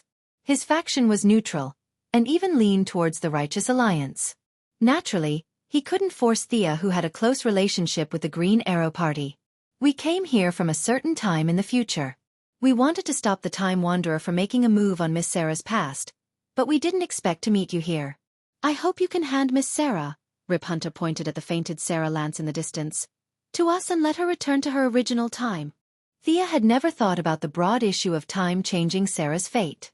She thought about it carefully. Wouldn't it be better to send Sarah back to Star City, to her father and sister? Yes, that's great. There was nothing wrong with that at all. From every angle, Purgatory Island was the beginning of Sarah's tragic fate. If it could be changed from the beginning, then it wouldn't be a bad thing. But Rip Hunt couldn't say that. A person's perspective was different from his or her own. From Sarah's point of view, changing everything would definitely be a good thing. In fact, it would be an extremely good thing. If she could return home and live happily ever after, who would be willing to suffer so much? But for Rip Hunter, it was a bit of a headache. Sarah was someone he had focused on nurturing. She had brains, potential, and enough decisiveness. But all of that came from the suffering she had endured. If he agreed to let Sarah go home, she wouldn't have any of those experiences. Wouldn't he be looking for trouble if he recruited her? Rip could swear to the heavens that as long as he let Sarah go, the capable blonde girl in front of him would instantly turn into a powerless young girl. Changing boyfriends twice a month, having some pox on the weekends, and having parties when she was bored. This was the norm for young Americans. If he could maintain Sarah's original life path, it would be this image. But he couldn't say a single word of that. He could only rely on Sarah's own wishes. Whether his right-hand woman wanted to live her current life or return to the past was all up to her. Chapter 150. In the end, the choice was back to Sarah. Of course, it was the future version of Sarah in front of them. The unconscious weakling in the distance was automatically ignored by them. What should I do? Even with Sarah's extraordinary decisiveness, she was still somewhat hesitant. If she nodded, all her suffering would end, and she would return to her daily life. What Assassin's League or Legendary Team? To hell with it. If she shook her head, everything would go back to normal, and she would still have to continue struggling in this sea of suffering. Everyone was silent for a moment. Those who understood lowered their heads in deep thought. When the problem fell on their heads, how should they choose? Those who didn't understand were also looking around, wondering why no one spoke. Sarah opened her mouth and couldn't continue after that one word. Perhaps she herself was in extreme hesitation. You shouldn't become a weakling, Sarah Lance. You're an assassin, a fighter against fate. Think about the true meaning of your existence. Beside her, Captain Cold Snart said with a sharp duck-like voice. The originally fluctuating balance had a subtle change because of his words. Sarah's expression gradually changed from hesitation to determination. She closed her eyes and said with a pained voice, "You're right. That's my fate. I shouldn't run away from it." Thea couldn't help but glance at this guy who suddenly interrupted. This person's overall aura was sinister, which intuitively made Thea uncomfortable. She didn't think that he could understand Sarah's heart so well. In her impression, one of them was gay, while the other was a lesbian. Unexpectedly, they had developed feelings for each other. She really didn't expect that their hearts would be linked so early. Since you've chosen this path, I can't drag you back. Thea nodded at her, indicating that they could solve it on their own. With one problem solved, Rip Hunt, who had a beautiful beard, felt a huge weight lifted off his heart. But immediately, a new problem emerged. He reached into his pocket and took out a capsule, saying awkwardly, "Miss Quinn, we're time travelers. You'll know us in the future, but not now. So you have to take this pill and forget what you've experienced today." Haha. Thea covered her mouth and laughed in anger. Just because you think I'm easy to talk to, you think I'm a pushover? Time traveler? I'm so scared. I'm dying of laughter. Thea was laughing so hard that her body was trembling. However, under the puzzled gazes of the others, her face instantly turned ashen. Are you sure you want me dead? Rip Hunter tried to mediate for the last time. We don't want to be your enemy, but these are our rules. Humph. Thea snorted. Do you give everyone you meet pills? How is that possible? Our spaceship is a time-traveling spaceship, not a pharmaceutical factory. If we were to give one to everyone we see, we would have to work 3 shifts a day and not do anything else. Rip Hunter shook his head. We don't want to do that. We respect Green Arrow a lot, but you need to know that there are 7 of us. Hearing his threatening words, Thea smiled contemptuously. So what if there were 7 of them? They were just chickens and dogs. He drew his bow and aimed at Rip Hunt, who was threatening him. Although this guy spoke of saving the world's peace, it was actually all for the sake of saving his wife and child. Saving one's wife and child wasn't shameful at all. In fact, it was a very noble act. However, in order to cover up this fact, he dressed himself up as the savior of the world. Perhaps he didn't even realize how fake his words and actions were. As she drew her bow and shot an arrow, the others had no choice but to join the battle. What abilities does she have? The gloomy Captain Lung asked the so-called acquaintance of Thea, Sarah Lance. She was the one who interacted with Green Arrow's party the most.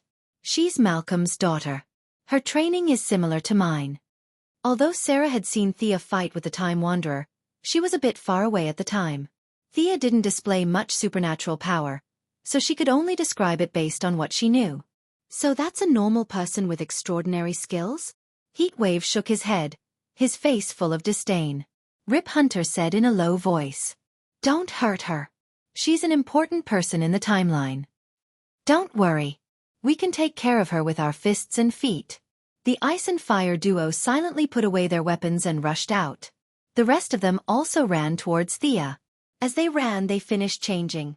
Ray Palmer took out a small box from his pocket. The atomic suit instantly enlarged and he put it on. The black guy and the white fat old man clasped their right hands together and combined to become the superhero Firestorm. Although Sarah didn't want to be Thea's enemy, she still took out her iron rod and pretended to run. Thea was a bit speechless at their formation. 7 people. Fine, 1 person. Now there were 6. The 6 of them ran in a row like European soldiers from the age of matchlocks. From a visual point of view, they were indeed intimidating. The 6 of them were like fierce tigers or dragons coming out of the sea. But this isn't a photography competition. This is a combat competition. You're standing so close together that Thea was embarrassed to attack. But since she didn't want to take advantage of them, Thea decided to teach them a lesson. The name of the lesson was, "Mom, we'll never group together again." Her right hand released the bowstring and drew a few mysterious runes in the air. This was her modified illumination spell based on the dark mist spell. The starting movements and ending sounds were exactly the same. She just needed to change the rhythmic runes in the middle from dark to light. With the help of the Sun Rune's strong light affinity, Thea released this modified spell in less than a second. The light attribute was known for its speed. Thea raised her hand and threw the glowing ball at Rip Hunter, who was running at the front. The ball of light instantly exploded around them. The originally beautiful formation immediately fell apart. What's that? A flash bomb? Thea didn't have the obligation to explain it to them. She quickly shot out a binding arrow. They didn't want to shoot the rat for fear of breaking the vases. She couldn't kill them directly either, so she could only use a skill to stun and blind them. Under this kind of unprepared situation, the difference between an ordinary hero and a hero with superpowers could be seen. Rip Hunter lived up to his name. With a very ridiculous posture, he was caught in the net without even making a sound. He reflexively struggled a few times, but the result was that the net became even stronger. He naturally couldn't withstand the chemical agent that could stun even Bane. In less than 10 seconds, he was GG. Heatwave, who was also rushing fiercely, was in the same situation as him. It came into close contact with the spiderweb. As an arsonist, the first thing he thought of when he saw the spiderweb was to burn it. But he didn't have a weapon with him. Even if he did, he wouldn't dare. He was still hanging on the net. He could only turn his head to his partner, Captain Cold, for help. Captain Cold, who was known to be able to fight against the Flash with his ordinary physique, had amazing reflexes. Perhaps his sunglasses also provided some protection, so he was less affected by the strong light. He could vaguely see Thea shooting an arrow, so he slowed down a little and avoided the fate of being caught in the net. Chapter 151. Sarah, on the other hand, was very lucky. She started late and was the closest to Thea among all the people present, not to mention that Thea had come all the way here to save her in 2008. She couldn't bite the hand that fed her. She seemed to be rushing out with the team, but in fact, she was still far away from Thea. The ball of light did not explode in front of her, and she used the heat wave to avoid most of the glaring light. Although it was more or less uncomfortable, she still saw the dense cobwebs and nimbly avoided them. Ray Palmer was usually very funny, But his atomic suit was not for show. The moment the spiderwebs were about to hit him, he shrank and passed through them. The remaining firestorm seemed to be a combination of two people. His brain was a little messed up and he rolled his eyes every day. It was not the supercilious eyes in anime, nor was it the adjective supercilious eyes. It was purely the action of rolling the black eyeballs to reveal the white eyeballs. Thea did not understand how they could receive retinal signals like this. Anyway, she knew that her flash did not work on them. The combined guy was on fire and went straight through the center of the spiderwebs, leaving a human-shaped hole. Captain Lung hesitated on the outermost side, wondering whether he should save his partner first or gang up on Thea first. Sarah did not want to fight at all. She pretended to be an 80-year-old woman and slowly moved forward. In the end, the only ones who rushed in front of Thea were the Atom Man and the combined firestorm. Both of them were strong opponents, and Thea did not dare to take them lightly. However, their fighting styles were not mature enough. The Atom Man's personal chivalry was too strong. He had a long-range weapon on his suit, but he insisted on fighting hand-to-hand. If a bookworm with several doctorates and a contemporary grandmaster of martial arts like Thea fought hand-to-hand, the result was already doomed. Thea didn't pay much attention to him and dealt with him casually. Her attention was always on the firestorm in the sky, and Captain Lang Han who was rushing over from afar. Firestorm's flying ability was quite fast, but he mostly used the reverse thrust of the flames to accelerate his flight. It looked like two streaks of flames flitting through the air, mighty and domineering, but in fact, his steering was extremely poor. If Thea's skateboard was still there was no way she could beat him up. Dr. Palmer, is your suit sturdy? Thea dodged Firestorm's air-to-ground fireball and asked Atom Man with a smile. Of course my battle suit is made of... Before he could finish his sentence, Thea's mechanical arm went into overdrive and grabbed one of his arms. Like a discus, she spun 3 times on the spot and threw it at the firestorm in the air. The black guy and the fat old man were not very smart. When they saw Atom Man flying at them, they reached out to catch him without thinking. Thea had been waiting for this moment. There were many problems with their combination. The black guy and the fat old man's cooperation was always half a beat slower. In the original plot, there was a glorious failure where they were shot apart by an arrow. Coincidentally, the arrow was shot by none other than Malcolm Merlin, Thea's biological father. Of course, in the current timeline, they hadn't met Old Ma yet, so they didn't realize how big the problem was with their seemingly cool combination. Thea found the right landing point and shot the arrow right in the chest of Firestorm. There was a momentary pause in the communication between the two of them. One of them wanted to run to the left, and the other desperately dodged to the right. As a result, the two of them withdrew from the combination state with blank faces. Fortunately, Atom Man was on the side and gave them a hand. Otherwise, they would have been crippled. The two of them fell to the ground a little angrily. When they tried to combine again, they found that their hands were swollen and there was no sign of fusion. Thea looked at this scene from the corner of her eyes and felt relieved. Super speed, super conversion ability, and a body strength and damage reduction ability that far surpassed Superman. So balanced in all aspects, do you think you are Superman? There must be a limit to so many abilities. Otherwise, if you are so strong, how can others play with you? Thea had expected that the combination would have a cooldown. Since they couldn't combine, the threat to Thea instantly decreased from the biggest to the smallest. She turned her head and looked at White Canary Sarah Lance who finally ran over. It's so strange. You are much stronger than the Thea I remember. Sarah, who was determined to stop killing, said with a puzzled expression. At this moment, Thea didn't display any supernatural abilities. They thought that the flashing spell from before was a flash bomb. After that, she also used a bow to deal with them. Although Sarah didn't see any clues, her intuition told her that Thea in front of her was fully capable of killing her. Hearing her question, Thea rolled her eyes. How refreshing. Do you think I'm the Eagle Hero and Eagle Girl who are still weak even after being reborn 206 times? Those two are a disgrace to all reborn people. Thea couldn't be bothered to explain. She silently raised her hand and made an inviting gesture. Speaking of which, I haven't fought with you before. Judging from your movements, it seems to be the martial arts of the Assassins' Alliance. So, you and Malcolm have reunited? Sarah constantly adjusted her pace and at the same time analyzed why Thea was so strong. According to her timeline, Thea should still be in Star City. But when she saw Thea's movement, She instantly understood. So that's why. She and Malcolm had reunited in advance. Thinking that she had found a reasonable explanation for the timeline's distortion, Sarah felt much more at ease. Thea neither admitted nor refuted Sarah's conjecture. Those were all trivial matters. It was rare to meet a pure earthling who didn't have any messy abilities or technological equipment. Thea also put away her bow and secretly deactivated her mechanical arm. She wanted to face this legendary team leader who had surpassed her master in a fair fight. Both of them drew their swords, greeted each other, and began to duel according to the rules of the alliance. This battle was far less intense than the last time with Talia. Neither of them had the intention to kill. Thea was stronger than Sarah in terms of height, combat skills, strength, and speed, but she didn't have an overwhelming advantage. At first, Sarah thought that she could defeat Thea with her experience, but she soon realized that Thea was more experienced than she was. On the contrary, because of her experience as a legendary team, she had to deal with laser guns, primitive people, and aliens every day. It had been a long time since she fought with a master of the same level.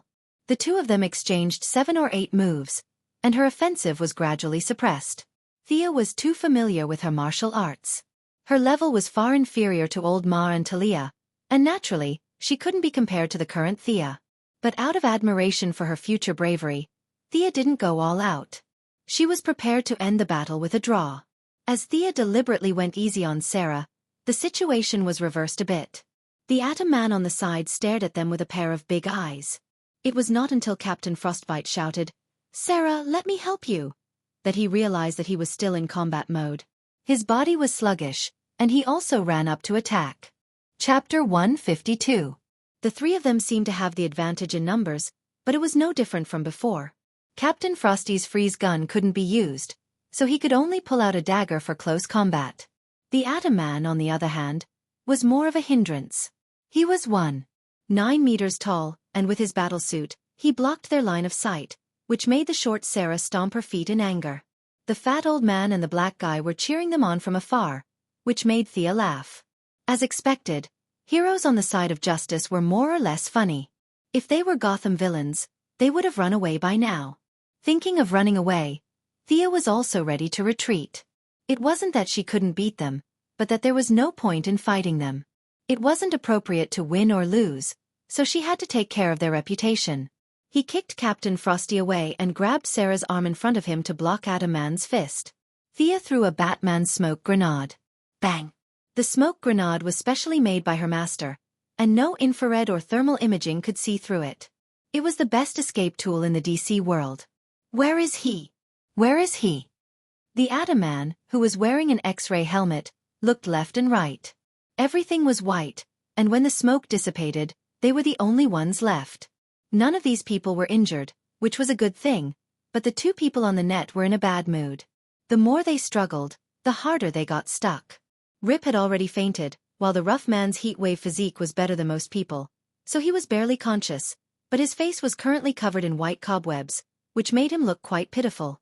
Although they didn't have Thea's escape potion, Ray Palmer and the fat old man were the world's top scientists. After some analysis, they still rescued Rip Hunt and Heatwave. He did come down, but Rip Hunt's cool beige trench coat and his Heatwave army green fireproof suit were completely stuck to the ground and couldn't be removed. Heatwave was so angry that he took out his flamethrower and sprayed the cobwebs until his clothes were burned to ashes. Only then did he walk back angrily. The few of them were a little dejected. Thea did not appear to be very strong, but she was able to crush them as easily as crushing dry weeds. This made them doubt whether they could save the world in the future. That's right, a follower hero from Green Arrow's team could beat the 7 of them to such a state. Wouldn't a guy stronger than Green Arrow be able to kill them in minutes? Rip Hunter had lost his windbreaker and was only left with a shirt. His entire aura instantly changed from that of a rich and handsome man to that of a poor loser, but he didn't have the time to ponder over his image. He turned to the AI on the console and asked, "Gideon." "I'm here, Captain." A light blue 3D holographic projection appeared on the console. The mouth of the 3D person seemed to be opening and closing as he replied calmly, "Gideon, help me find out which timeline the Time Walker is in. We have to save everyone before she does." The light blue figure was silent for a while, as if he had gone through a careful examination. "Captain, the Time Walker did not appear at any point in the past, future, or present. What do you mean? Rip Hunter was a little confused. Captain, according to tradition, the Time Walker is already dead. She no longer exists. She has been completely obliterated, leaving no trace behind in the timeline. How could that be? Rip Hunter was a little dumbfounded. He wasn't like those heroes of justice who didn't understand the situation. As a member of the Time Master Council, he knew that the Time Walker was the #1 assassin under the control of the Council. Now, this #1 assassin had just shown her face and hadn't even done anything before she was killed by a passing hero in a few punches and kicks. Isn't your #1 a little too weak? Or was it that the heroes of the main plane were all very strong, and the Time Master Council was just a bunch of frogs at the bottom of a well, closing their doors every day to proclaim themselves as #1 in the world? This bunch of weaklings. Rip Hunter's impression of the organization he used to be loyal to was becoming more and more unfavorable. The people they trained were too weak. For a moment, he didn't even know what to do. The Time Walker's way of doing things was simple and crude. Find a point in time before the members of a Legends team made a name for themselves and kill them in advance. According to Rip's original plan, he would have been one step ahead and pulled back all the members' precursors to protect them. But now that the assassins were all dead, there was no point in protecting them anymore. He turned to Sarah and asked, "Which point in time do you plan to send your past to?" Although Sarah was a bit sad, she still pondered for a bit before answering. October 2008, outside Purgatory Island, along the path of the Assassin League's Nissa El Ghul's trial. Rip nodded slightly and patted his capable comrade's shoulder. "Gideon, go to October 2008. Everyone sit down and prepare to depart." The last sentence was for the remaining crew members. But when they all sat down like elementary school students and waited for 5 minutes, nothing happened. They all looked at Rip in confusion, meaning, "What's wrong with your ship again?" As the ship's repairman, the black man was already preparing to repair it. "Captain, it's..." Before the blue electronic voice could finish, it was interrupted by a clear voice. "Ahaha, it's me, sorry to disturb. The only one who didn't treat herself as an outsider was young Mistress Thea." Thea separated from them, but after running for a short distance, she remembered that she had damaged the skateboard for no reason. No matter what, she had to ask them for compensation. There were so many pieces of futuristic technology on the ship, she couldn't just let it go, so she circled around and came back. Her hinting was ineffective against hostile targets, but fortunately, apart from Captain Frigid and Heatwave, everyone else on the ship was on the side of justice, so they didn't have any ill intentions towards her. Plus, with her professional stealth skills, she constantly used the shadows to hide from the two hostile eyes. Thea also followed them onto the ship. Just as she was wondering how she should start, she didn't expect these people to be so impatient, wanting to take off without saying anything. The young mistress was naturally discovered by the omnipresent AI, so to avoid awkwardness, she had no choice but to stand up. "Why is it you again?" Heatwave, who thought with his fists more than his brain, was furious just looking at her. He'd worn that fireproof suit for so many years that he'd grown attached to it, and it was all because of this person that he burned it in anger, so she had to pay for it. He wanted to rush up and fight, but the gloomy Captain Frigid held him back, coldly watching the situation unfold. "Miss Quinn, what business do you have here?" As the captain, Rip was the first to ask. "If not, I wouldn't have come." Thea crossed her arms. "That woman in black was here to cause trouble, wasn't she?" There was nothing that couldn't be said. It was the truth. Rip nodded. "You're talking about the Time Wanderer, right?" "That's right." Thea raised her skateboard and pointed at the large hole in it. "She destroyed my equipment. Without it, I can't leave the island. My mother is home alone. If I can't go back, it'll be so pitiful. You'll have to fix it, right?" Actually, she could have flown the helicopter back, but Rip and the others didn't know, so Thea described her situation as terrible. Chapter 153. Seeing Sia acting cute and pitiful without the demeanor of an expert, they all had complicated feelings, especially Rip Hunt. Was the Time Wanderer, an assassin whose name had shaken the multiverse, really killed by this guy? Fortunately, she wasn't here to blackmail them, and her request was reasonable. He had an AI on his spaceship, and 2 professors who could sell their theses by the pound. It was just repairing some technological equipment, and he could even fix a spaceship for her. Just as he was about to ask them to help him get rid of her and get it over with. "Captain, let me remind you, we've stayed at this point for too long, and we've attracted the attention of the Board of Governors at this point in time. The search team is expected to appear in 3 minutes and 12 seconds. The artificial intelligence Gideon reported unhurriedly. Oh God, Rip Hunter slapped his forehead and quickly walked to Thea's side. Miss Quinn, you heard it, we're about to depart. Don't you think you should? Does that mean you should run away? Thea wasn't so easily fooled. The skateboard wasn't badly damaged, and back in Star City, the tools were ready-made and could be repaired in half a day. She was just using this as an excuse to get on the spaceship. There were so many high-tech crystals on the spaceship, as well as the Adaman's suit energy source and shrinking technology, all of which made her jealous. Now you want to drive me away? Dream on. She shook her head fiercely. Even if you let me get off the spaceship now, I can't go home, so I'll just stay here. Miss Quinn, I'm doing this for your own good. If you insist on traveling with us, of course I'll welcome you, but your own history will be forcibly erased. You're different from us, you're an important person in the timeline, so you can't just leave. Rip Hunter's words were sincere. The team members he chose were all people who had no influence on the original timeline. Hearing this, Thea was shocked. So not everyone could get on the spaceship. He didn't look like he was lying. I'd better hurry up and leave. What a waste of so many good things. In that case, I'll take my leave first. Thea said and ran out. Miss Quinn, you can actually time travel. AI Gideon said to everyone's surprise. Thea also stopped, waiting to hear what it had to say. Gideon, are you mistaken? As the captain of the ship, Rip understood the rules very well. Anyone who could cause more than a 1% change in the timeline was strictly forbidden from using time travel, because the slightest mistake could cause a huge disturbance. Captain, I'm not mistaken. Miss Quinn's body somehow absorbed part of the Time Walker's characteristics, but she doesn't have an official appointment from the Time Council. She is fully qualified for time travel according to the provisions of Rule 112, Paragraph 18 of the Council. Do you mean that she has the right to travel through time? She won't cause chaos in the timeline and can maintain the original historical trajectory? Rip Hunt was also a little confused. This was the first time he had heard of such a situation. After asking Gideon a few more questions, he hurriedly explained to Thea, giving her the general idea. He wanted to go into detail, but there was no time. Although she didn't understand some of the words, Thea still understood some of the inside story. In layman's terms, when the black-clothed woman self-destructed, her work permit was left with Thea. Rip Hunt was only a former employee of the Time Masters Council, while the rest of the people on this ship were all privately recruited by him, each of them temporary workers. Thinking of this, Thea suddenly felt a lot taller. Although she wasn't officially employed, she was still an official worker. Now that she got it, Thea hurriedly found a seat and sat down.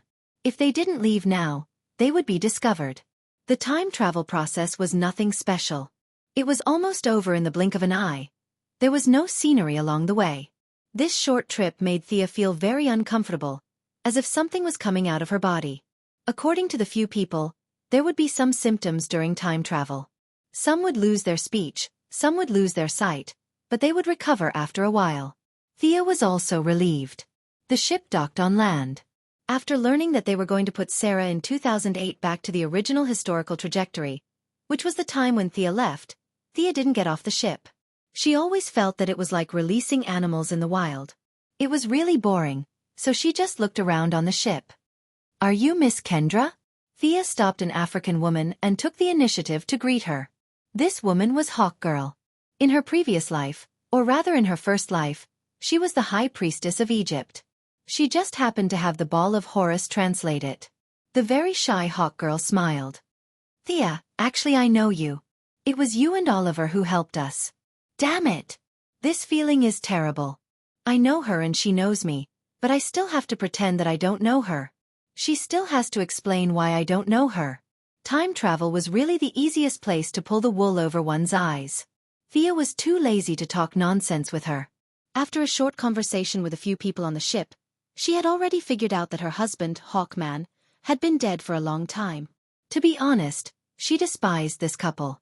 From ancient Egypt to today, they had been reincarnated 206 times. What was the result of wasting so many reincarnation opportunities? Every time, they were hunted down by their old enemy, Vandal Savage, and the old man didn't bother to kill them 206 times. What a waste! Normally, they would awaken their memories when they reached adulthood. Knowing that their old enemy would come, they should have made some preparations. What did these two do? And that was to run away as fast as he could. The two were chased like sheep. They ran from Siberia to Canberra, from Yokohama to the Congo. The two climbed snow mountains, crossed grasslands, and walked through deserts. Other than measuring the size of the world with their feet, they didn't contribute anything to the development of human society.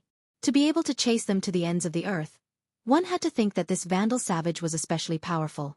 With the word D in his name, was he Darkseid's cousin? The kind that could kill Superman with one punch and kill Batman with a backhand? Actually, that was not the case at all. Apart from having a ferocious beard, Vandal Savage's only commendable trait was that he could throw 2 flying daggers. Most likely, he was bored during the 4,000 years of chasing, so he took a year and a half to practice this unique skill. Other than that, he didn't have any other special skills. However, Big Beard's ambition wasn't small. He wanted to rule the world. For this goal, he planned for another 4,000 years, relying on his immortality. Finally, in 2166, he used tortoise tactics to kill all the heroes who could fight. Finally, he could stand on the rooftop and shout that he was the king of the world. Rip Hunter was deeply dissatisfied with the old man. He couldn't bear to see him doing well, so he resigned in anger. In 2016, he gathered a boat of friends to interrupt his dream. This was the general plot of the story that Thea knew. It was a big adventure filled with revolutionary optimism. Chapter 154. Kendra did not know that Thea was criticizing her in her mind. She asked kindly, "You didn't get off the spaceship. Why are you looking for me?" Of course, Thea wanted to talk to her about something. The orb of Horus she found on Purgatory Island was filled with words that gave her a headache. After studying and comparing the words, she was dismayed to find that most of the words had been lost. Fortunately, there were 3 people who had survived from that era.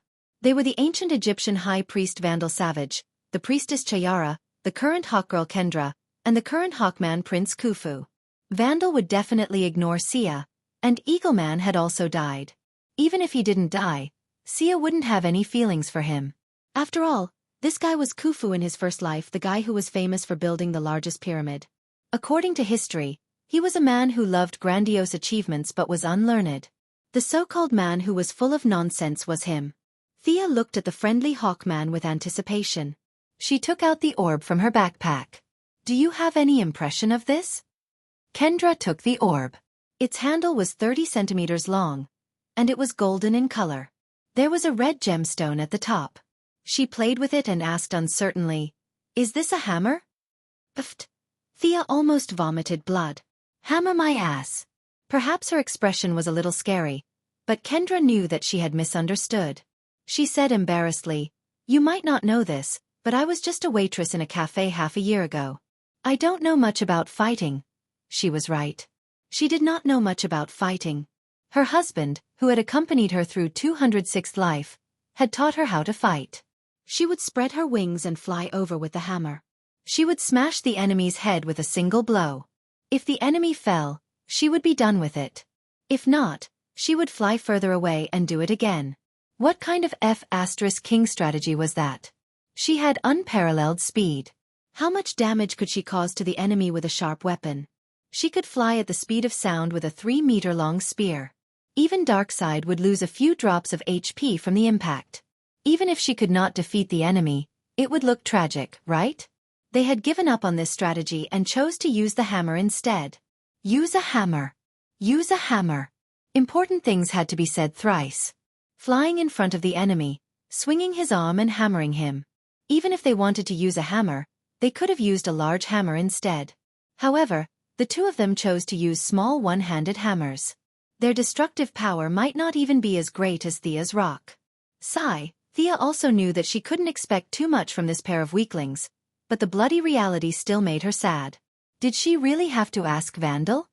"Miss Sia, I can translate these words." The omnipresent artificial intelligence, Gideon, interrupted her thoughts in a timely manner. To be honest, Thea was a little afraid of the artificial intelligence on this spaceship. She coveted the technological achievements, but she did not dare to lay her hands on the artificial intelligence. Others might not know, But she knew very well that Gideon had developed a bit of admiration for Rip Hunter, the captain. What did that mean? It meant that this artificial intelligence had feelings. It had reached the peak of artificial intelligence and was at the same level as Marvel's Ultron Ada. It was a bit weaker than Brainiac, but not by much. If it wasn't for its feelings for Rip Hunter, Gideon would have been able to access the real world's network in a matter of minutes. Thea had always kept a respectful distance from this kind of boss-level passerby character. Although she thought about artificial intelligence day and night, she had never thought about Gideon. Now that it had taken the initiative to talk to her, she could not refuse and could only express her gratitude very politely. As the crystallization of human wisdom that traversed the river of time and knew all the knowledge of both ancient and modern times, Gideon's ability was not to be underestimated. In less than 3 minutes, it had completely deciphered the words on the sphere of Horus, and even thoughtfully made it into an annotated version. This guy is amazing, Thea thought to herself as she held the annotated version. It was actually able to estimate Thea's knowledge structure and level of understanding through various calculations. Its annotated version was very accurate and was tailor-made for Thea. Although she did not like the feeling of being seen through, she had to admit that Gideon's translation was very accurate. But when she looked at the translation carefully, she could not help but frown. Horus was the guardian of the pharaohs in ancient Egypt and the symbol of royalty. Horus usually accepted priests in the form of an eagle head and a human body. There were a total of 3 artifacts that were passed down in the world: the Eye of Horus, the Scepter of Horus, and the Sphere of Horus. The Eye of Horus was said to have been offered to Hades, the Sphere of Horus was in Thea's hands, and the scepter was specially marked by Gideon as being in the hands of Vandal Savage. Thea narrowed her eyes. This artificial intelligence was quite sneaky, leaving a bait for Thea to bite. You want the scepter? Well, go and fight with Vandal. He happens to be the enemy of the legendary team. What a coincidence, it's fate. No one would feel comfortable being used as a tool. Thea lowered her head and pondered. In her memory, Vandal's Scepter of Horus was destroyed by the combined efforts of the Green Arrow and the Flash. It was hard to say if he still had it in his hands in this timeline. Sigh, Thea sighed. She still could not resist the temptation. Should she help? Depressing. Her experience with Gotham made Thea a little resistant to helping. Although these people were stronger than the Bat family, there was a limit to their strength. She would not become the main force again if she helped, right? In the timeline of Hawkgirl and the others, the scepter had been destroyed, but to Thea, it had not happened yet. This created a paradox. Did it happen or not? If it was still there, she could easily take it. It was a set. If it was already destroyed, it would be useless even if she chopped Vandal up and fed him to the dogs. Thea shook her head. She bid farewell to the artificial intelligence and the confused Hawkgirl Kendra. She was going to ask the old driver, no, the old Captain Rip Hunter. Before she could find the old captain, Thea was stopped by Adam Man Palmer. The Adam Man was all smiles as he helped to repair her skateboard. He dragged her to see the latest results. Thea could only follow. Since he was so eager to help, she had to take the initiative. Miss Thea, was your skateboard software written by Felicity? Adam Man Palmer said with a confident expression. Damn, was it really that good? Thea had just been seen through by Gideon, and now he had exposed the source of the technology. She could not accept it. It was not surprising that the artificial intelligence could see through countless calculations per second, but how did you find out? Professor Palmer, how did you find out? Are the traces that obvious? Ray Palmer laughed proudly at first, then his expression turned serious. Actually, the software part of my battlesuit was written by her too. Haha. Chapter 155. Sia looked at him speechlessly. Speaking of which, this Joker's personality was really good. Plus, he was tall and handsome, and he was humorous and witty. He would definitely be the best mentor and helpful friend if he were to be her boyfriend. It was the biggest tragedy for him to be her boyfriend. There was no room for negotiation. This person was too unreliable. The two came to the maintenance room of the Wave Rider. The Firestorm duo was also there. The black guy was the ship's repairman. The fat old man looked serious, but he was actually a talker. When Thea entered the room, he was still talking to the black guy. Let me introduce you. This is Professor Martin Stein. He is the current authority in the field of nuclear physics. This is his partner, Jackson. He is our ship's repairman. He is very skilled. Ray Palmer introduced the two of them to each other. Sia saw that they were repairing her skateboard, so she praised the two of them very respectfully. She said that they were the leading figures in the field of physics, the saviors of Central City, and the defenders of human justice. The good thing about being a hero of justice was that they were thin-skinned. The fat old man had won countless Nobel Prizes and was often praised, so he had a strong immunity. The black guy who was working as a repairman was completely embarrassed. He showed his big white teeth and smiled brightly. Thea praised him for being free while looking at his handiwork. After all, this guy had been a car mechanic half a year ago, and had been forcefully recruited by the careless Rip Hunter to repair a spaceship. Sia had always been suspicious of his skills. But after looking at the scene, the black guy's repair skills were indeed quite good. Although he was not as good as the omnipotent Batman, he was still very talented. Your skateboard was originally driven by magnetic power, right? We don't have a dynamic drive part. We just added a few speed gears.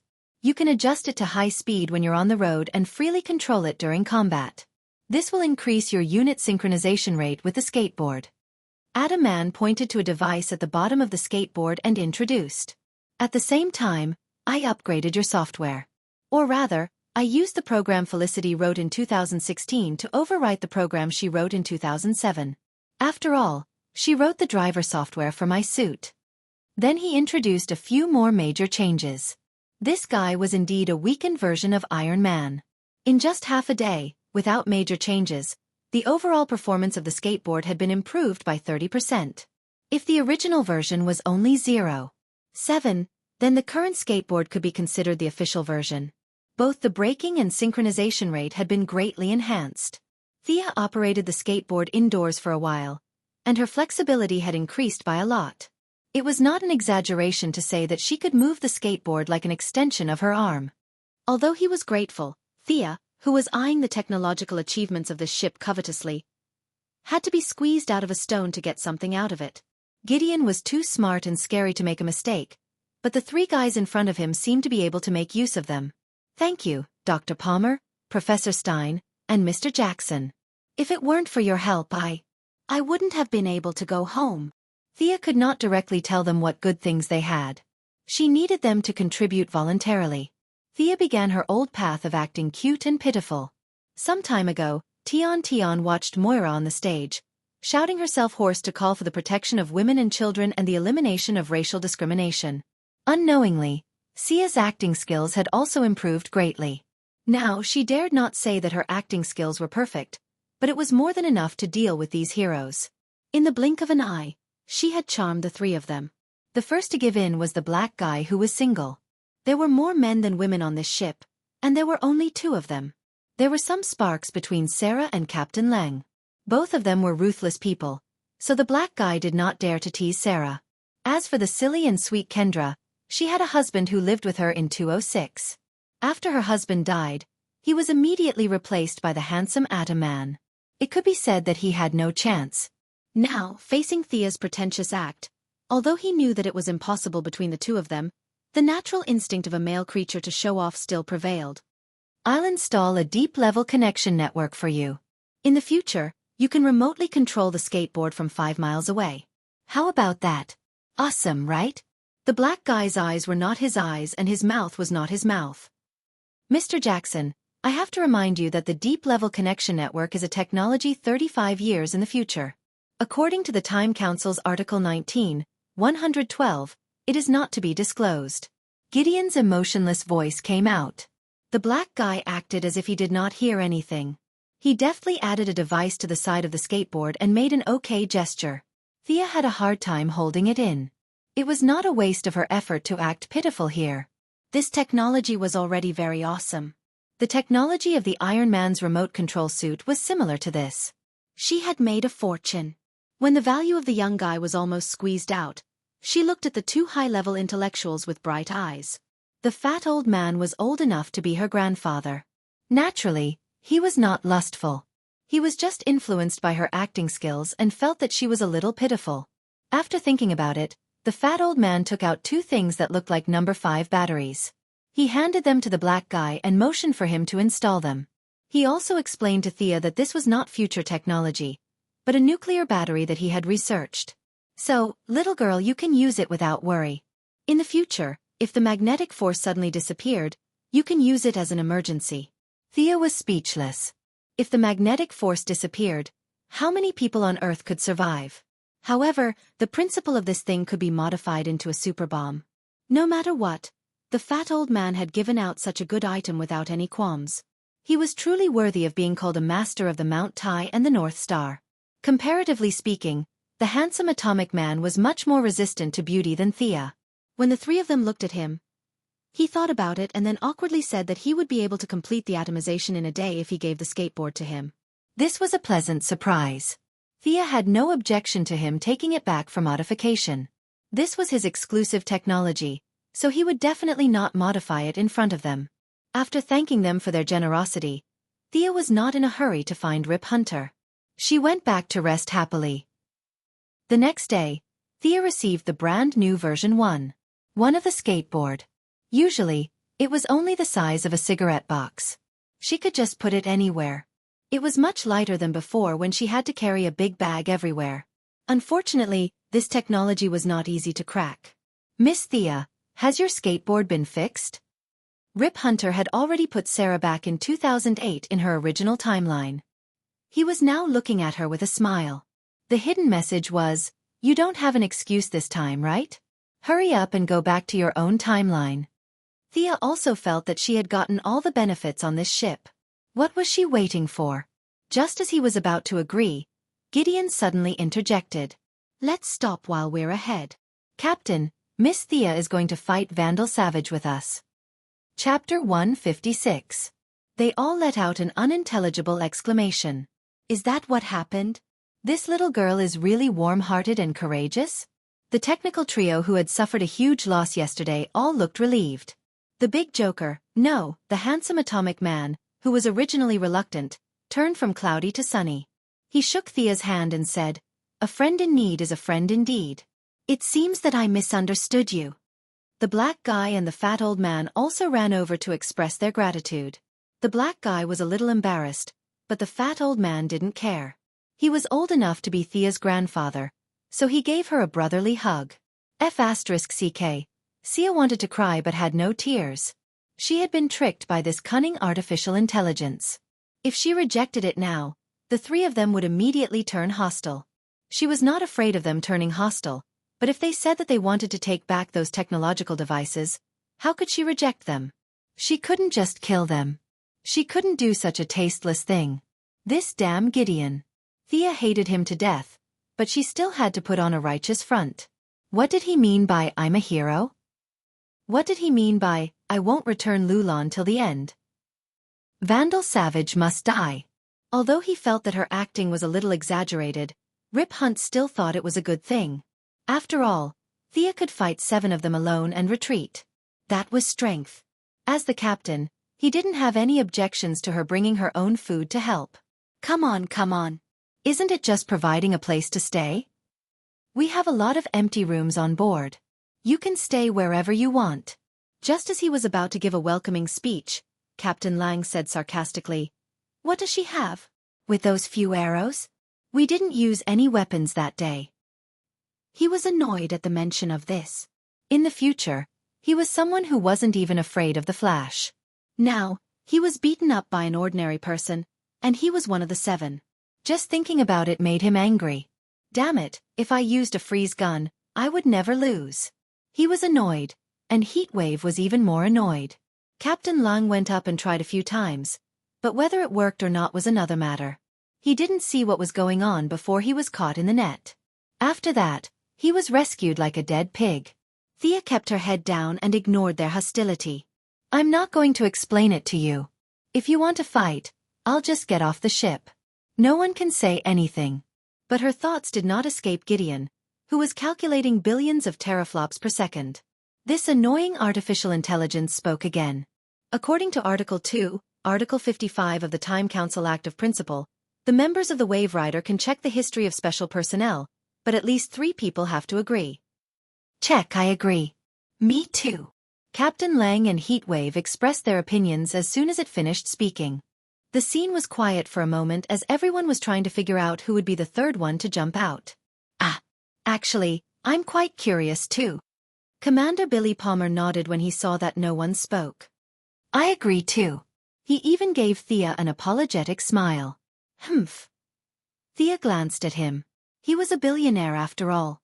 His sunshine and cheerfulness were real, but it didn't mean that he was stupid. If he was stupid, would his billions fall from the sky? Thea, who was also a rich person, knew this style of doing things too well. He took advantage of others without offending anyone. Because she was also this kind of person. After Gideon got the authorization, he showed a smile that was calm in the eyes of others, but proud in Thea's eyes. Checking. Thea Quinn, the last archmage in recorded human history. Her last public appearance was in 2071 at the funeral of her brother, Oliver Quinn, who was 86 years old. At that time, she still retained her youthful appearance. After that, she disappeared into the long river of history. Everyone was stunned by his words. Even the person involved, Thea, was a little stunned. She didn't know that her sister would be so powerful in the future. Listen, the last great mage. So cool. As a member of the Green Arrow Party for a few days, Sarah Lance, who knew about Thea's past, was a little dazed. This is different from what I remember, right? Or do I know a fake Thea? Mage? Captain Lung was not satisfied with this conclusion. What are her outstanding achievements? Sorry, this involves important historical events. I can't reveal it. Gideon rejected Captain Lang's request under Thea's confused gaze. Can't reveal it? Seems like she's an important person. Captain Lang speculated while rubbing his chin. Then how did she enter the public eye? Can you tell us? Gideon's voice was still calm. It requires the person involved to agree. Everyone's eyes unconsciously turned to Thea again. They were curious, surprised, and gossipy. In fact, they were curious. Thea was also a little curious because she thought she hid it well. How did she give herself away? Okay, I'll agree. Although he agreed, he hated this evil AI to the core. Can't you tell me in private? They waited with rapt attention, but after 2 minutes, Gideon still did not show any sign of interest. Just when Rip Hunter thought it had crashed, it finally spoke. I also need the consent of another person involved. Their heads were full of question marks. What did this mean? Did this matter involve them as well? They looked at each other as if they were about to expose a traitor. Was it you? It must be you, right? Gideon, whose consent do you need? As the captain, Rip Hunter was too lazy to guess. It was better to just ask directly. Mr. Snart. Gideon gave an answer that made everyone's jaws drop. Captain Lung's mouth opened a little wider than usual. He put away his usual pretentiousness. I didn't know her in the past. I definitely didn't have any contact with her. It can't be the future. Didn't you say that when we enter time travel, our original tracks will be erased? In other words, it's impossible for me to meet her in the future. His analysis was spot on. A few members who thought that their IQ was passable were thinking about it. Sia was also wondering how she could have come into contact with him. He was in Central City, and she was in Star City. Normally, they wouldn't have come into contact with each other. Mr. Snart, you robbed the Central City History Museum in 2010. Miss Thea, who was in charge of the meeting, had no choice but to stop you. That's what history says. Captain Lung stood up angrily. Nonsense, I've never met her. I didn't rob any museum in 2010 either. No, you've met her. History can't be wrong. Seeing how firm it was, Captain Lung was a little uncertain. He asked his good partner Heatwave, Mick, do you remember? Getting an uncertain answer, he was a little confused. It didn't make sense. His memory was clear. He definitely didn't know Thea. Chapter 157. Mr. Snart, Gideon continued to explain in an infuriating tone, Miss Thea has most of the Time Walker's authority. Her energy level is higher than yours. If she's in the same timeline as you, she'll automatically overwrite part of your past. At this time, Captain Han finally realized what it meant to be thunderstruck. Vaguely, some of his memories were indeed loosened. What the F***CK? You didn't say anything when she boarded the ship. You set me up. What's the point of telling me now? If Thea knew what he was thinking, she would definitely run over and shake his hand. You finally understand me, right? This guy is too evil. He'll set me up without paying for it. Sarah Lance, who had been silent all this while, pointed at Thea and said, "She's probably the one who interacted with me the most. Is my future still there?" Gideon calculated for a while. If Miss Thea still maintains her original trajectory and shoots you to death in 2015, your history won't change much. Well, I still have to beg her to shoot me when the time comes? Why am I such a bitch? Sarah's expression was either ugly or speechless. She silently looked at Thea without saying a word. At this time, Thea finally remembered that she did shoot Sarah Lance to death in the 3rd year of the storyline. However, at that time, Old Horse was the scapegoat. Oliver, who was obsessed with his sister, pretended that it never happened. Now, however, Old Horse was ordered by her to search for his ancestors. Who should she find to be the scapegoat? Besides, she probably didn't know about it. After all, it hadn't happened on her side yet. Thea immediately used her increasingly skilled acting skills and made a confused expression. To be honest, this expression was a test of her acting skills. She didn't have enough time to figure it out. Thea could only use all her skills to play the role of an ignorant girl. She was afraid that she would be seen through if her expression was not on point, so she even added a hint spell on herself. Fortunately, the people on this ship were all good at fighting and killing. They didn't have a teacher who was both virtuous and skilled. Although Gideon was as cunning as a ghost, he was still not a human. It was impossible for him to completely simulate human emotions. With several factors, her performance was successful. The legendary squad only knew that Sarah Lance had been killed once and then resurrected. However, he had never known who the murderer was. Today he finally knew. There was only one truth, and it turned out that she was the murderer. But seeing that Sarah didn't seem to mind, they could guess that there was another story behind this. Naturally, they wouldn't poke their noses into other people's business. They could only sigh at how small the world was. Don't ask any more. Let's get ready to set off. Since Miss Thea is going with us, let me introduce our mission objective to you. Rip Hunt hurriedly cut off their questions. After all, the timeline was extremely fragile, and Thea still needed to return to the original timeline. If she knew too much, she could easily do something that could cause half of the Legends party to disappear. So he hurriedly stopped the others who wanted to continue gossiping. In fact, his so-called introduction of the objective was very simple, and the specific battle plan was so mysterious that it made people's hair stand on end. Using the spaceship's shuttling function, a group of transmigrators would drive to Vandal Savage's backyard, and then quickly take him down and bring him back. There would be no cover, no support, no Plan 1, no Plan 2. It would be a one-wave attack. Everyone would rush up and use their ultimate skills, regardless of whether they were dead or alive, to drag him back. This plan was simply brainless to the extreme. Sia was only left with disdain for these people's battle tactics. One had to know that they were outside the timeline, and they knew everything. Using such a huge cheat to fight an old native who didn't know the future for 16 episodes, they really embarrassed the transmigrators. But at least they were on the same ship. This place was different from Gotham. She didn't have overwhelming strength, so she wanted to keep a low profile. Thinking back, it seemed that Vandal was also brainlessly captured. Since they could win whether she participated or not, why should she be the bad guy? Sit tight, Gideon. Set the coordinates. London 2166. Rip Hunter didn't wait for them to object, and arbitrarily skipped the discussion process. The original proposal became the final plan. Thea was speechless. How many people on this ship didn't object? She pouted. A bunch of unorganized, undisciplined, and thoughtless people. They didn't have any strategy or cooperation. She would just be a bystander. Once she got the whereabouts of the Scepter of Horus, she would retreat. Whenever she thought of the scepter, she felt depressed. This cunning artificial intelligence had stopped talking about this matter. The meaning was very clear. She had to follow the main group and kill a few people to prove her loyalty. Sia let out a long sigh and sat on the chair, ready to wait for the spaceship to pass through the time tunnel. Everyone, sit tight. Let's go, Rip said in an imposing manner, but no one paid him any attention. They all sat down with their eyes closed, competing with each other. It seems that they weren't used to this kind of traveling either. Thea glanced at them from the corner of her eyes. None of them were optimistic about this so-called time travel. The oldest among them, the chubby old man, was already sweating profusely. She didn't know if this time travel was a test of mental power or endurance, but Thea believed that she didn't lack either. She was only looking at them with the attitude of watching a joke. Who asked you to gossip about me earlier? I'll just watch now, I won't say anything.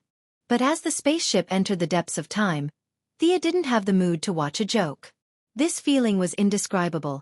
She felt like every single cell in her body was rapidly expanding. What's going on? Thea tried her best to endure the pain and turned to look at the people around her. Although their expressions weren't good, they weren't as bad as she was. Take the chubby old man for example. His expression was that of a cut on his hand, but why does it feel like I've been cut by a knife? This isn't right. She endured it bitterly. Every second felt extremely long. Even though her body was in extreme pain, her powerful mental power was still stubbornly supporting her, preventing her from fainting. You? When the fat old man beside her saw her strange behavior, his glasses almost fell off. He pointed at her with a trembling finger and stuttered, unable to speak. Thea was about to ask him what was wrong with her when she noticed that the spaceship had entered a thin wall, instantly increasing the burden on her body to its maximum. She could faintly hear Rip Hunt's low voice saying, "We've arrived at the year 2166. This is the final battle. Oh my God." Before he could finish, Thea felt an immense amount of energy surging out from the depths of her soul. Countless blinding lights filled her body, whether it was her blood vessels, bones, lymph or cells, everything was bathed in a blinding white light. The incalculable amount of energy instantly crushed the last bit of consciousness she had left to resist, causing her to fall unconscious. Chapter 158. Time seemed to be eternally unchanging. After an unknown period of time, she heard someone calling her in her dazed consciousness. The voice was gentle and beautiful, but the tone was not so kind. "Wake up, pig head. You big idiot, you're going to die if you don't wake up." Who dares to call me that? Do you want to die? Thea opened her eyes in a daze. Her gaze was unfocused, and it took her a while to see the person who was hitting her. Who is this? She had a white face and wore a somewhat retro robe. She was tall with a pair of long legs, light-colored eyebrows, and silver hair. Silver hair? Are there still people who dye their hair white these days? She glanced at the person's chest. There were two small buns. They were not big, but the shape was not bad. Thea moved her lips. Fortunately, her speech was not affected. "Big sister, who are you?" The silver-haired woman had an awkward expression on her face. She angrily grabbed Thea's collar and shook it. "Big sister? Don't you recognize me?" "It's me." Thea was confused. Is she really someone I know? She looked carefully, tried to recall, and repeatedly confirmed. "Who are you? And where is this?" "You're so stupid. This is the space of consciousness. I'm Arthas. Do you remember now?" The silver-haired woman covered her head with one hand and said embarrassedly, "Arthas?" Thea's first reaction was, did I transmigrate to World of Warcraft again? No way. Just as she was wondering if her sorcerer's system was compatible with Dalaran's, she suddenly realized that the woman had mentioned the word, space of consciousness. Since it was the space of consciousness, she must have not transmigrated. The identity of the silver-haired woman was obvious. "Arthas. That dumb and adorable guy?" Sia said as she gestured with her right hand to show that she was on all fours. Arthas's face darkened. "That's a turtle, right? I can see part of your thoughts. Don't think I don't know what you're thinking. Tui tui tui tui." Huh. Thea recognized this iconic action. As expected of my cute pet. But she was so cute when she was young. Why is she not likable when she grows up? By the way, how did you grow up? Isn't it going to be exposed to the sun for a long time? Thea felt a little wronged. No one would associate this silver-haired beauty with the little unicorn that had just been weaned. There was a limit to one's imagination. You're the one who's exposed to the sun, not a dead pig. When Arthas heard the word exposure, half of her face turned black, and the veins on her forehead began to throb. Her eyelids drooped as she said in a low voice, "As for how I grew up, I don't know." Thea looked around. Was this really the space of consciousness? It was a vast expanse of whiteness. It was similar to what he had imagined. But what was he doing here? How did I get in here? The silver-haired Arthas asked. "You didn't summon me, how would I know?" Arthes, who had turned into a beautiful unicorn for some unknown reason, said angrily. Thea stared at her for a long time. The way her eyes were shining was indeed very similar to when she was young. However, at that time, Thea would always throw some food to her. Now, she didn't have any. Could it be that she could conjure food out of her imagination? For some reason, Thea felt very hungry. Very hungry. However, no matter how much she tried, there was no food in front of her. Could it be that my space of consciousness is fake? What are you thinking about? This isn't a dream. You're so stupid. A clear voice rang out behind them. The pure white space seemed to be dyed with a layer of black ink. After continuous converging, a tall woman wearing a black veil slowly walked out of it. Thea frowned as she looked at the woman. She knew this woman because other than her black hair and eyes, she looked exactly the same as her. Even though she had some guesses, she still asked carefully, "Who are you?" The woman in the black veil blushed and the corner of her lips twitched. "You've done so many things with me, and you're asking me who I am." Thea hurriedly shook her head. "Wasn't it to test your limit?" She thought for a long time but still couldn't figure out what your was, so she could only vaguely say it. Looking at the unicorn beauty and the woman in the black veil standing on opposite sides, it was clear that they didn't like each other. The unicorn was a silly girl. This was the space of the bloodline mark, not Thea's space of consciousness. In theory, she was the guest, and these two were the hosts. She knew Arthas, but the newcomer in the black veil should at least have a name. Using hey or hey to address her obviously wouldn't work. Moreover, seeing someone who looked exactly like her in an unfamiliar environment, she couldn't help but feel a little scared. "How should I address you?" The woman in the black veil was secretly relieved that she changed the topic. She recovered some of her spirit and said with a sweet smile, "You can call me Thea." She paused and saw the surprise in her eyes. She was very proud. "Thea Merlin. You? Did you just make up a name?" Thea was furious. "How dare you steal my name? Do you still want to live?" "I was called this name when I had self-awareness, so I knew it automatically." The woman in the black veil named Thea Merlin answered indifferently. She even pointed her middle finger at the unicorn standing opposite her. Arthes, on the other hand, did not show any signs of weakness as she flashed her mouth full of white teeth. She even made a strangling gesture with her hands. Thea scratched her head. Their relationship was really harmonious. If she wasn't here, the two of them might have already started fighting. Her bloodline talent was very strange. Light and darkness, a sunny unicorn and a dark shadow. The unicorn could be seen as the good side of the Quinn family, and the shadow represented the evil side of Malcolm. Or it could be said that the unicorn represented the original Thea Quinn warrior's personality, and the shadow represented the path of a mage that was accidentally fused with a transmigrator. The same starting point, different choices, different results. This matter couldn't be considered carefully. There were more and more things that could be interpreted. It was not an exaggeration to say that it was extremely frightening. Fortunately, the two powers were now her own. There was no such thing as either one or the other. She interrupted the two people, beasts, who were about to fight loudly. "Stop fooling around. Can someone explain to me why you suddenly grew up? And how am I going to get out of here?" Arthas, who was strangling Thea Merlin, said energetically. "I'll tell you later. I'm telling you, I know a lot." Thea, who was in a disadvantageous position, didn't show any weakness. She used her knee to hit Arthas's small bean bun, and her other two hands scratched and scratched. She didn't stop talking. "I'm a great mage. I know the situation here. I'll tell you after I get rid of her." Chapter 159. Thea was speechless as she looked at the two buffoons. Was she thinking too much before? There might not be any secrets in this. These two are purely here to harm me. I don't even know what's going on outside, but these two are already playing with each other. Yes, Thea thought that they were just playing. In this space, no supernatural power can be used. The two of them were like shrews fighting, kicking and slapping each other. Seeing that the black-clothed Thea's face was swollen by Arthes's slap, a black light flashed in the space, and the injury was instantly healed. In such a place where you can revive with full health, what is this if it's not playing? Seeing that they were not going to stop, Thea hurriedly went up and pulled them away. Because in such a short time, she felt that she was getting hungrier and hungrier. Could it be that their injuries are consuming my physical strength? Thea, who had read a lot of books, automatically came to this conclusion. If I let them fight for a while, I won't die, right? Stop.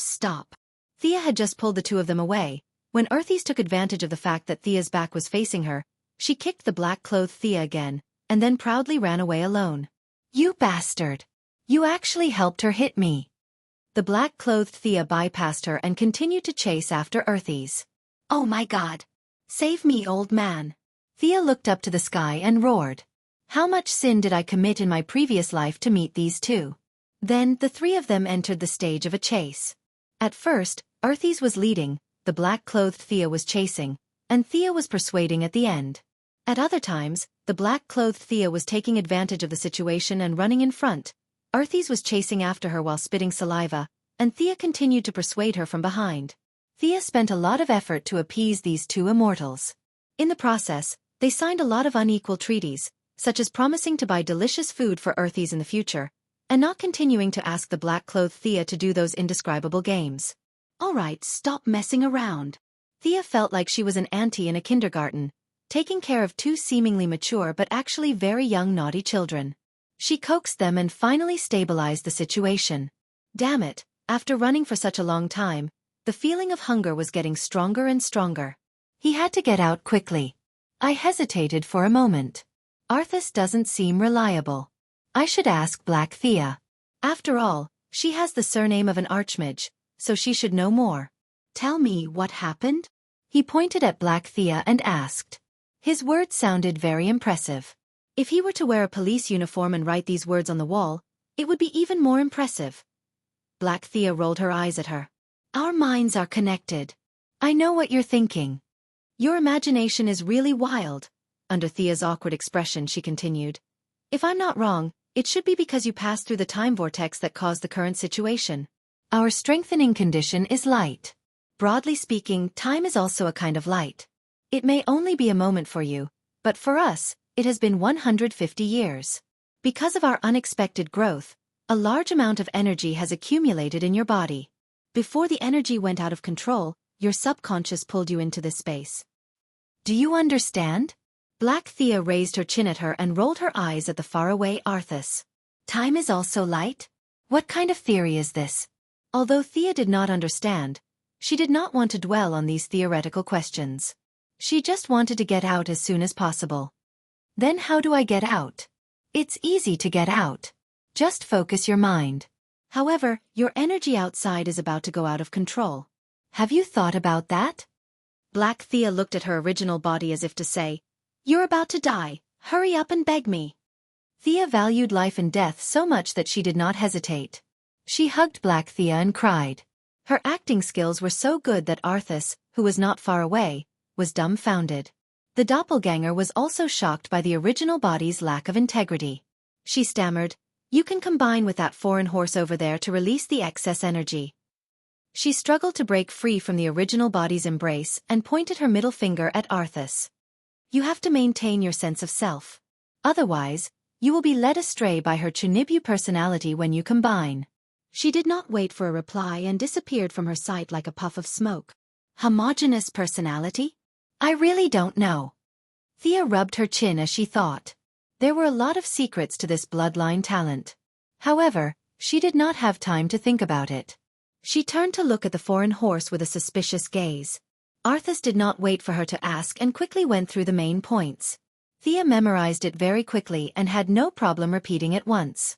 She quickly left this strange space. When her consciousness returned to her body, she was instantly dazzled by the strong light that filled the spaceship. She had a physique that could absorb light. Even she found it dazzling, let alone the others. Gideon, hurry up and scan. What the hell is that? Rip Hunt was still trying to find the cause. He had come to Vandal Savage with a determination to fight to the death. Now that such a thing had happened as soon as he stepped into the other party's doorstep, he was about to go crazy. Gideon's voice was obviously slower than usual. He said in a tone that sounded like he was about to crash.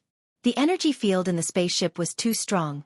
His scanning line could not even get close before it was assimilated. He could not figure out what the situation was. Even the omnipotent artificial intelligence could not figure it out. Rip Hunt was completely at his wit's end. Captain, this is like a nuclear fission reaction. Is there a problem with some of the ship's equipment? As a leading figure in the world of nuclear energy, the fat old man felt like he was about to be burned. After all, he was the other half of the firestorm, a fierce person who could directly absorb the energy of a nuclear reactor. Now even he could feel the drastic change in heat energy. One could only imagine how strong the energy overflow was. Rip was even more devastated. My ship is made of futuristic technology. How could it be powered by nuclear energy? But at least it was a direction to investigate. Gideon, report the ship's damage. The artificial intelligence was very quick this time. Captain, the power room is 17% damaged. The quantum neural chipset is severely damaged. Entering manual operation mode. The propulsion room is unknown. It is recommended that Mr. Jackson enter for inspection. Also, Gideon blabbered on, as if the spaceship was about to explode.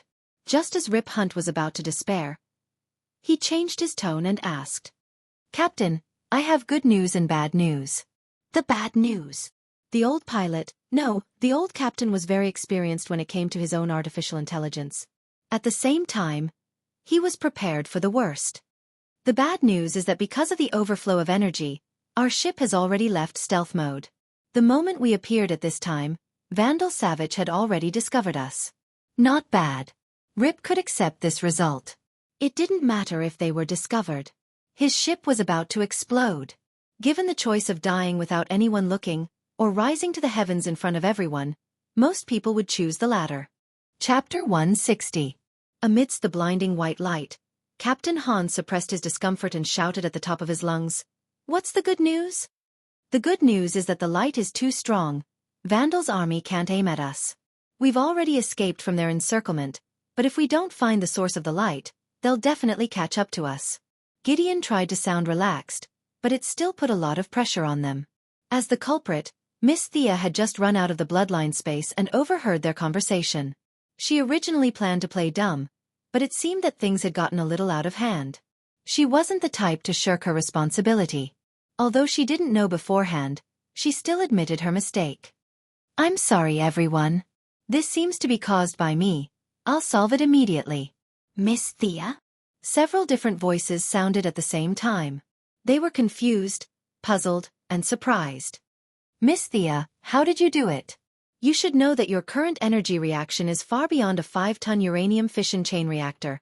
This doesn't conform to the principles of physics. The fat old man sitting next to Thea closed his eyes and rambled on about the formula of nuclear energy conversion to heat energy. Professor, please tell her to stop this kind of behavior first. Our spaceship can't hold on any longer. Rip Hunter interrupted his incessant questioning.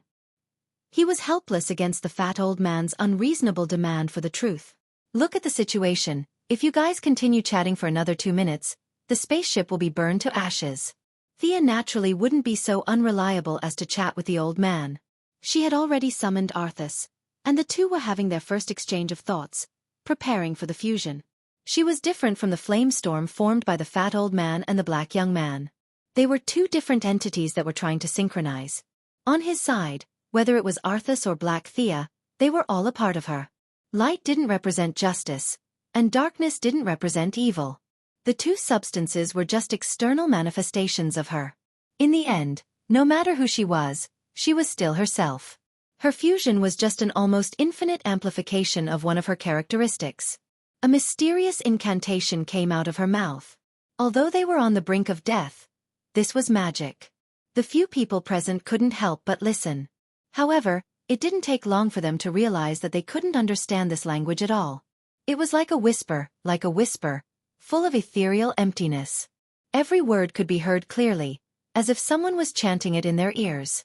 Captain, Miss Thea seems to be emitting some kind of special sound wave. This frequency seems to produce a kind of inert wave. He was interrupted by Rip's words. The old captain didn't care about the theory behind this. He just wanted it all to end so that he could escape. Was he afraid that people couldn't see such a big light bulb hanging in the sky? Although Thea was in the midst of her first fusion and the incantation was a bit lengthy, she wasn't completely unaware of the outside world. She almost laughed out loud at Gideon's unrelenting attempt to use science to forcefully explain magic. It was a good thing that he didn't have a worldview, otherwise he would have shattered into pieces. Magic, as the name implied, was the language of the devil. In the beginning, humans continuously tried to communicate with the demon realm and finally brought this language to the material realm. The number of mages who died in this process was uncountable.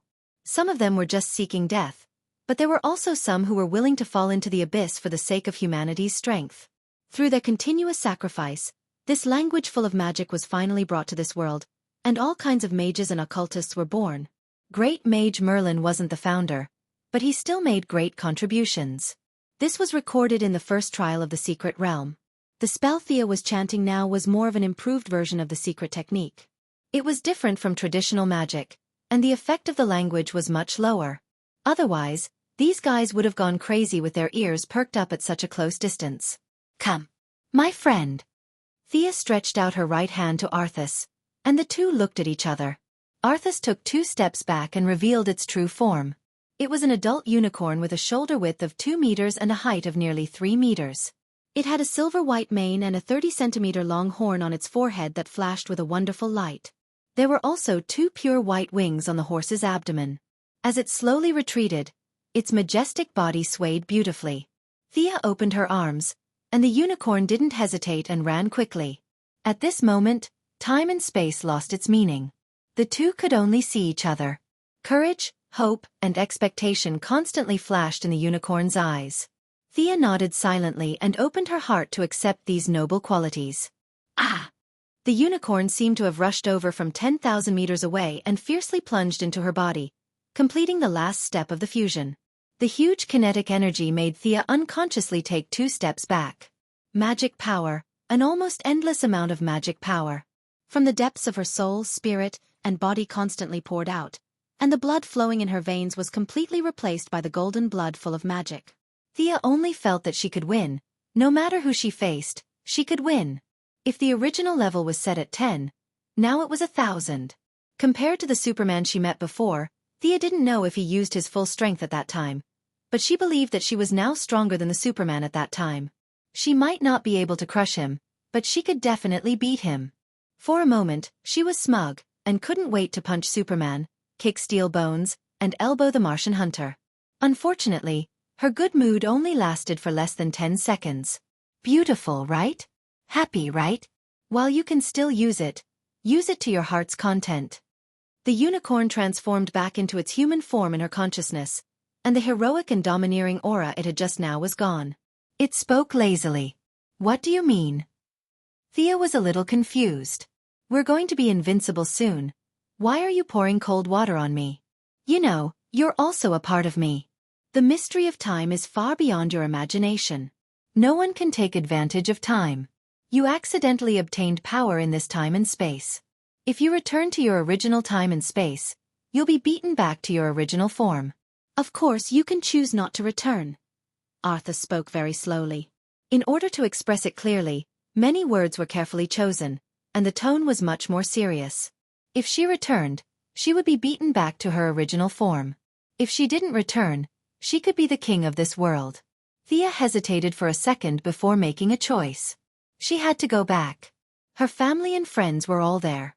The heroes in 2166 had all died of old age. No one would appreciate her being invincible. Sigh. She sighed. No matter what, she enjoyed it in advance. She would slowly bask in the sun when she returned.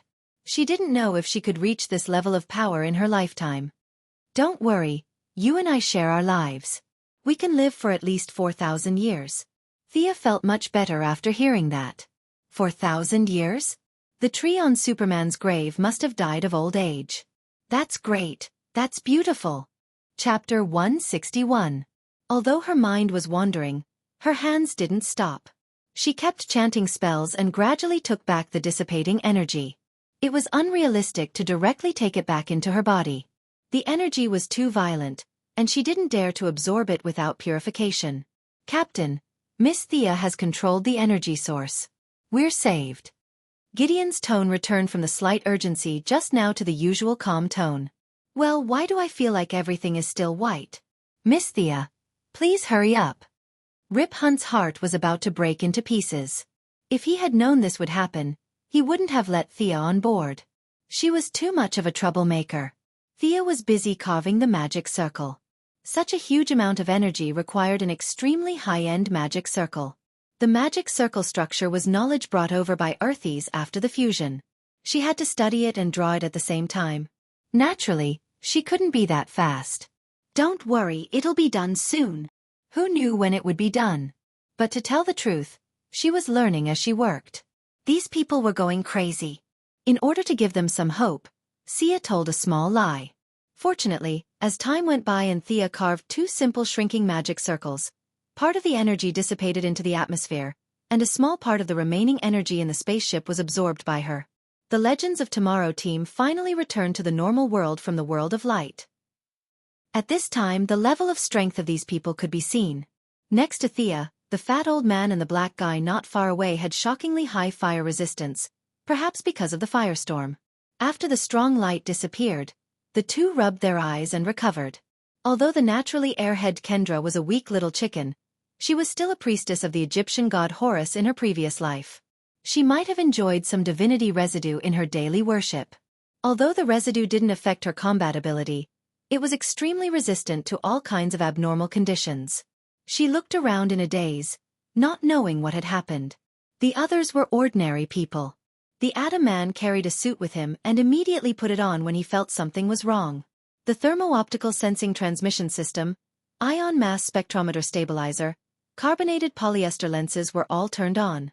With a lot of advanced technology, he was the first to recover among all the ordinary people. The remaining few who had neither mutated nor had any technological equipment were in a miserable state. Sarah and Rip Hunter were a little further away. Their reactions were rather fast, so they weren't affected by it. On the other hand, the two criminals in Central City were unlucky. They were only separated from Thea by the fat old man's seat. Heatwave's skin was thick, and he was an arsonist, so his heat output was more or less enhanced by his profession. Although he was sweating profusely, his mind was still clear. At this time, he was staring at Thea with wide eyes. His little buddy, Captain Lang Han, was in a very bad situation at this time. This person was not strong at all. He was wearing a down jacket in the hottest days of the year. You could tell how bad his physique was. Now that he was hit by this energy wave that didn't have any radiation or shockwaves but was emitting a terrifying power, he was in a terrible state. The heat wave caused him to sweat profusely to expel the excess heat from his body. He was sweating profusely, and his bodily functions were almost in disorder. His breathing was weak, and the whites of his eyes, which usually looked like a lone wolf, were rolling up. "Quick, Gideon, prepare the emergency room." Seeing his partner's miserable state, Heatwave didn't have time to be angry with Thea. He carried Captain Lang Han and ran to the emergency room. Thea was just about to say that she already had healing spells, and this kind of injury could be healed with a bayou. But she knew that she had made a big mistake. She obediently continued to squat in the corner and draw circles. Draw circles. Whoosh. After drawing 5 more circles, she finally gathered all the overflowing energy. She just needed to purify it a little and she could absorb it again. After finishing her work, Thea got up and apologized to them. She had made such a big mistake, so no matter what, she had to do something. At this time, her identity as Green Arrow's sister played a big role. Even though Rip Hunter's face was a little ugly, he reluctantly accepted her apology. Heatwave carried Captain Lang away to treat his injuries. The rest were all heroes on the side of justice. Everyone was very magnanimous, or rather, tolerant. Look at how the Flash caused such a big incident in Flashpoint. It was such a big mess, and other people only said a few words, but no one had ever heard of a hero clamoring to kill the Flash as a sacrifice to their flag. If this incident had been caused by a villain, the battle would have been going on for 5 minutes. So, the identity of the side of justice was still very useful. As long as you were still on the side of justice, everyone's tolerance was very high. At the same time, this also had to do with Thea's energy attribute. Sunlight, light attribute. It sounded like a friend of justice. This was a misjudgment caused by the narrow worldview of Westerners. They all thought that light was justice, and darkness was evil. If Superman lay in the graveyard and absorbed ghost energy every day, forget about doing one good deed a day, it would be useless no matter how many good deeds he did. There would be a large number of righteous people who would crusade against him. These people always like to use their own inherent logic to measure everything. What was the same as their understanding was right, and the opposite was wrong? Thea couldn't comment on this kind of universal value, but as someone with vested interests, she wouldn't explain. Thea, what are you wearing? And your hair? Asked Sarah Lance as soon as she regained her vision and noticed Thea's abnormality. The rest of the team looked over in unison.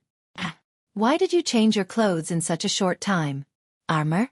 Thea's current appearance could be described as a huge change in the eyes of the team. The original red Kevlar was nowhere to be seen. Now, the main color of her body was gold and red. The most eye-catching thing was the shoulder guards on both sides of her shoulders. They were gold in color with a red satin lining. Mysterious runes would appear on the surface of the shoulder guards from time to time. There were also 2 small swords embedded on each shoulder guard. The arm guards and chest guards were also gold in color. Overall, they looked dignified and majestic. The leg guards were different from the traditional chainmail. Instead, it was a battle skirt with a red base and golden leaves hanging from it. The expressions of the legendary squad members were different, but the meaning in their eyes was similar. Is it really okay for you to wear such a traditional and magical armor on our sci-fi spaceship? Since they could see the abnormality, Thea naturally noticed it long ago. According to Arthur's original words, this rather flashy armor was a free gift. It would automatically be worn during fusion and would disappear once the fusion was removed. Originally, Arthas even suggested that since the fusion was complete, shouldn't the name be combined as well? What do you think about SARS? Sia spat on her face. What's with your sister? My name is so catchy, sire, that's? Won't I be called Savannah's in a few days? Are you cursing me to death? Thea rejected the name that could easily cause misunderstandings. Chapter 162. As the host, it wasn't impossible to refuse, but stubbornly refusing would easily lower the synchronization rate of both sides, so Thea had no choice but to compromise. For example, the silver-white long cloak behind her that dragged to the ground. A long cloak, a long cloak. Important things had to be said 3 times. Despite her reluctance, she had no choice but to loudly proclaim that she was also a hero with a cloak. To be honest, this cloak was very beautiful. It was similar to a combination of a Haori and a navy coat from One Piece. On the back of the cloak, there were countless golden threads depicting a winged unicorn flying high in the sky. Thea had secretly taken a look at it before, and it wasn't bad. The drawing style was realistic, majestic, and full of strength. If it was a cute spitting head portrait, she would rather die than wear it. Actually, this is my family's emblem. My fusion with Professor Stein and the others is similar. I only became like this because I fused with a creature. As Thea spoke, she showed the pattern on the cloak to them. Whether they believed it or not, this was the answer anyway. When they saw the unicorn, their original sense of right and wrong jumped out. A unicorn. A legendary divine beast, needless to say. It must be of the good side. Thea is a true friend. We believe you. Thea wiped the non-existent sweat on her forehead, finally explaining. This was a unicorn. If it was a giant octopus or something, they would definitely have to ask for another 10 minutes. Seeing that she was fine, Rip Hunter carefully ordered the tanned youth and the fat old man to check the damage of the spaceship. Thea's mistake wasn't light, and the spaceship's interior was fragile. Even the usually talkative Gideon didn't say anything, so it was obvious that something was wrong. While waiting for them to check, the heat wave pushed Captain Lung back.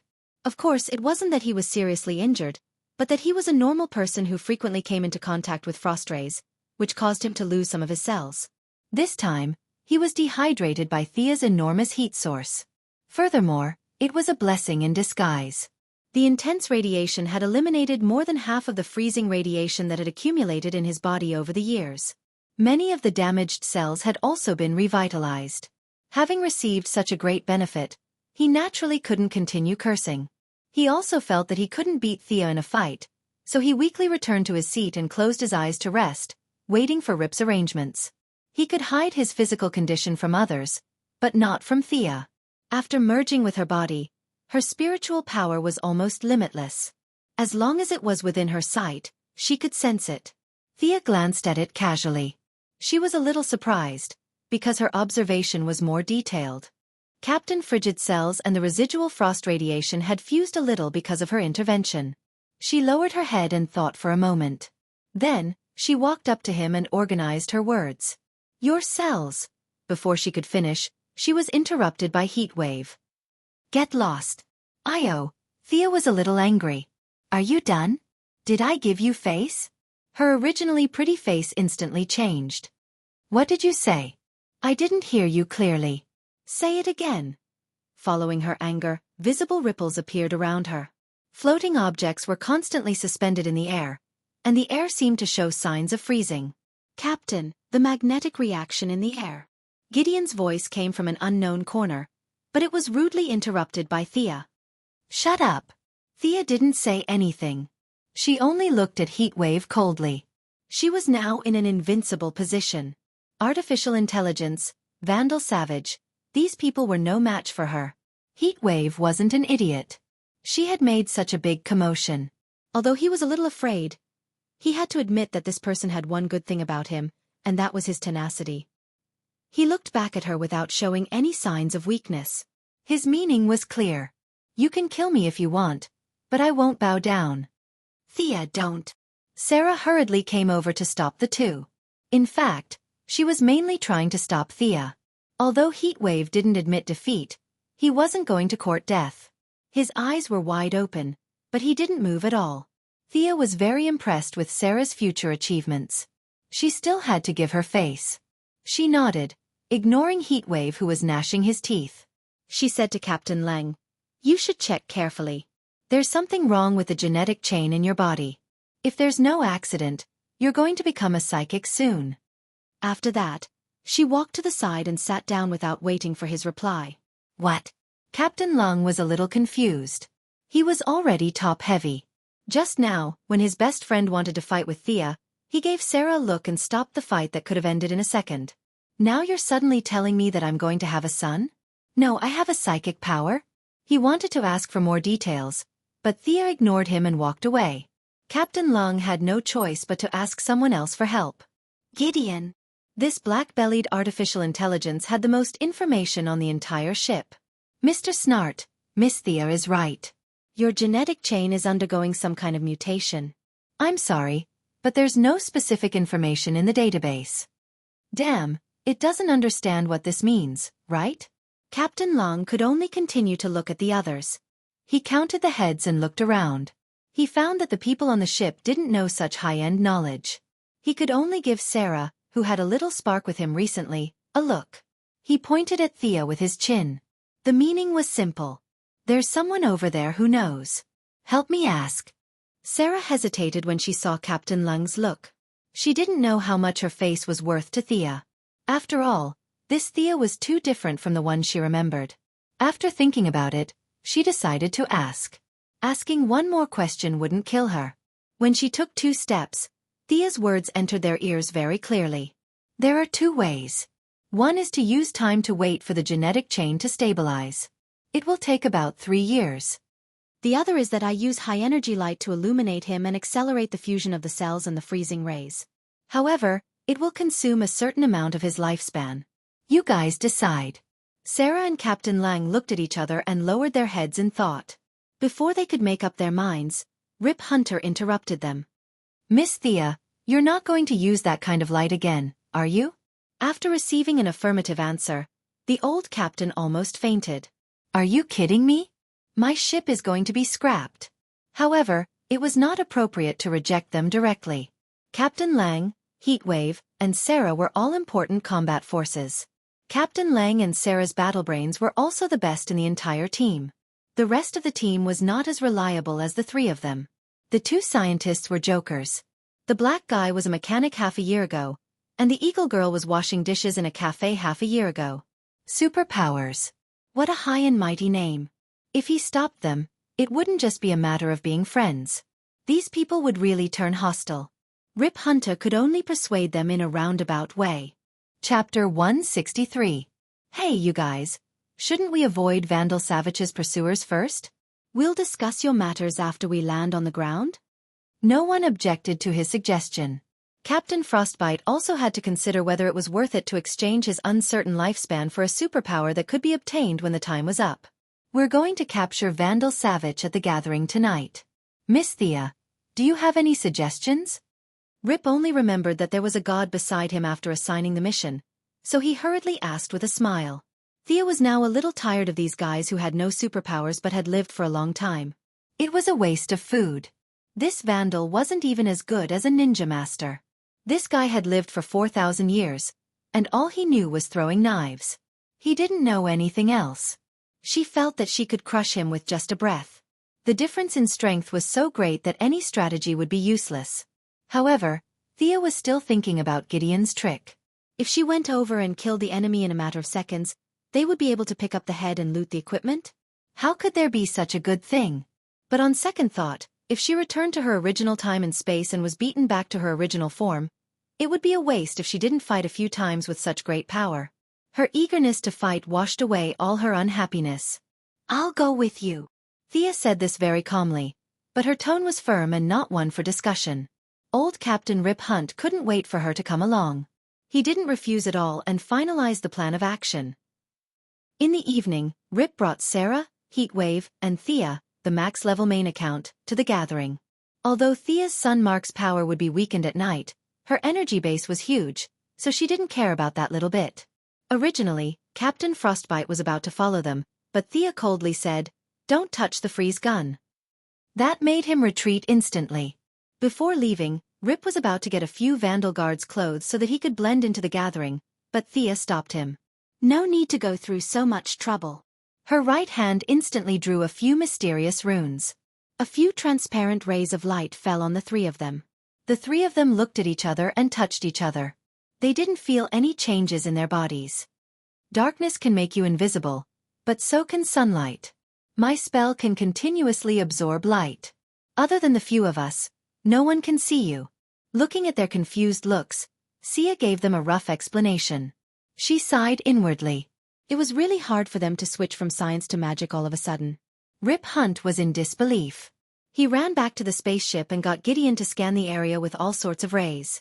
The results left him on the verge of a mental breakdown. The place he was standing on was empty. Regardless of whether he accepted it or not, this was the truth. He could only temporarily give up on his efforts to save his worldview and focus on killing Vandal. Due to his return, they were delayed for some time, so the three of them ran to the meeting point. That's right, it was 3 people. Miss Thea was now flying leisurely in the sky. She had 2 ways of flying. One was to use the unicorn's wings, but she always felt that her image was a bit similar to that of Eagle Hero and Eagle Maiden. The other was to use her own powerful strength to lift her body up and move quickly. Although the second way was a bit rough, it was still pretty. Thea even purposely assumed Superman's classic pose as she flew around in the sky. Her super speed created afterimages that formed the letter V, then the letter I. Awesome. It was no wonder that Superman and Supergirl could be compared to the clouds in the sky. Their happiness came from comparison. Compared to the 3 fellows on the ground who were panting as they ran, their sense of superiority was surging out. Seeing how hard they were running, Thea raised her hand and cast a wind-walking spell on them.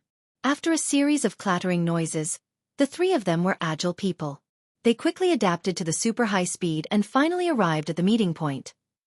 At this moment, we are standing at the edge of history. The past victories are indeed memorable, but only by winning the final battle will you be remembered. For victory. For immortality. On the stage, Vandal Savage gave a hysterical speech. A large group of people in black helmets and black clothes raised their right arms in unison, echoing him loudly. If it weren't for the fact that these people didn't shout, "Hail Hydra," Thea would have thought that she had come to the wrong set. However, this scene looked like the mobilization scene of Red Skull. Such a similar scene could only mean that these guys were using the same teaching material, right? It wasn't difficult for Vandal to recognize. Not to mention that he had just made a 500-word mobilization report. There were so many people in black clothes and carrying rifles. Only a man and a woman were standing in front with their faces exposed. Vandal was a priest, and considering his unrequited love for Eagle Maiden, the woman was automatically excluded. Although ancient Egypt was considered liberal, and there was nothing wrong with men and women, they weren't so casual with the gods. If 2 female priests were together, wouldn't the gods explode? And let them reincarnate 206 times? Dream on. Is this bearded man the target? Thea whispered to Rip Hunt. The old captain's eyes were full of hatred. He pursed his lips and didn't speak. He just nodded. Then I'll take him down. You guys wait. Thea looked at him for a long time and couldn't see what was so powerful about this guy. Even in her normal state, she could kill him. This guy probably relied on his immortality to occupy a place among the villains. You!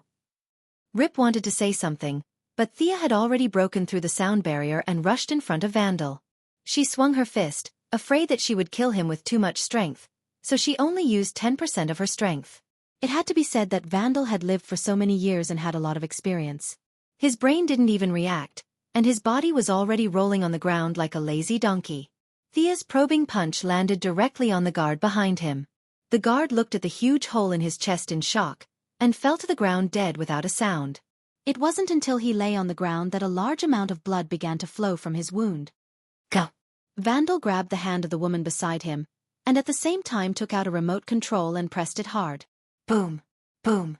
The continuous explosions distracted Thea's attention. Out of the corner of her eye, she saw that the crowded square had suddenly become hell on earth. Large amounts of broken limbs were blown into the sky, and flames were gathering in the area from all directions. What's going on? This guy can see through my magic? Did he discover Rip and the others? But soon Thea understood that this guy didn't see anything. He was betting with superhero logic that she would save people, even if it was an enemy from before. This guy hit the nail on the head, and he was right. The heat wave didn't matter, but Sarah and Rip had to be saved.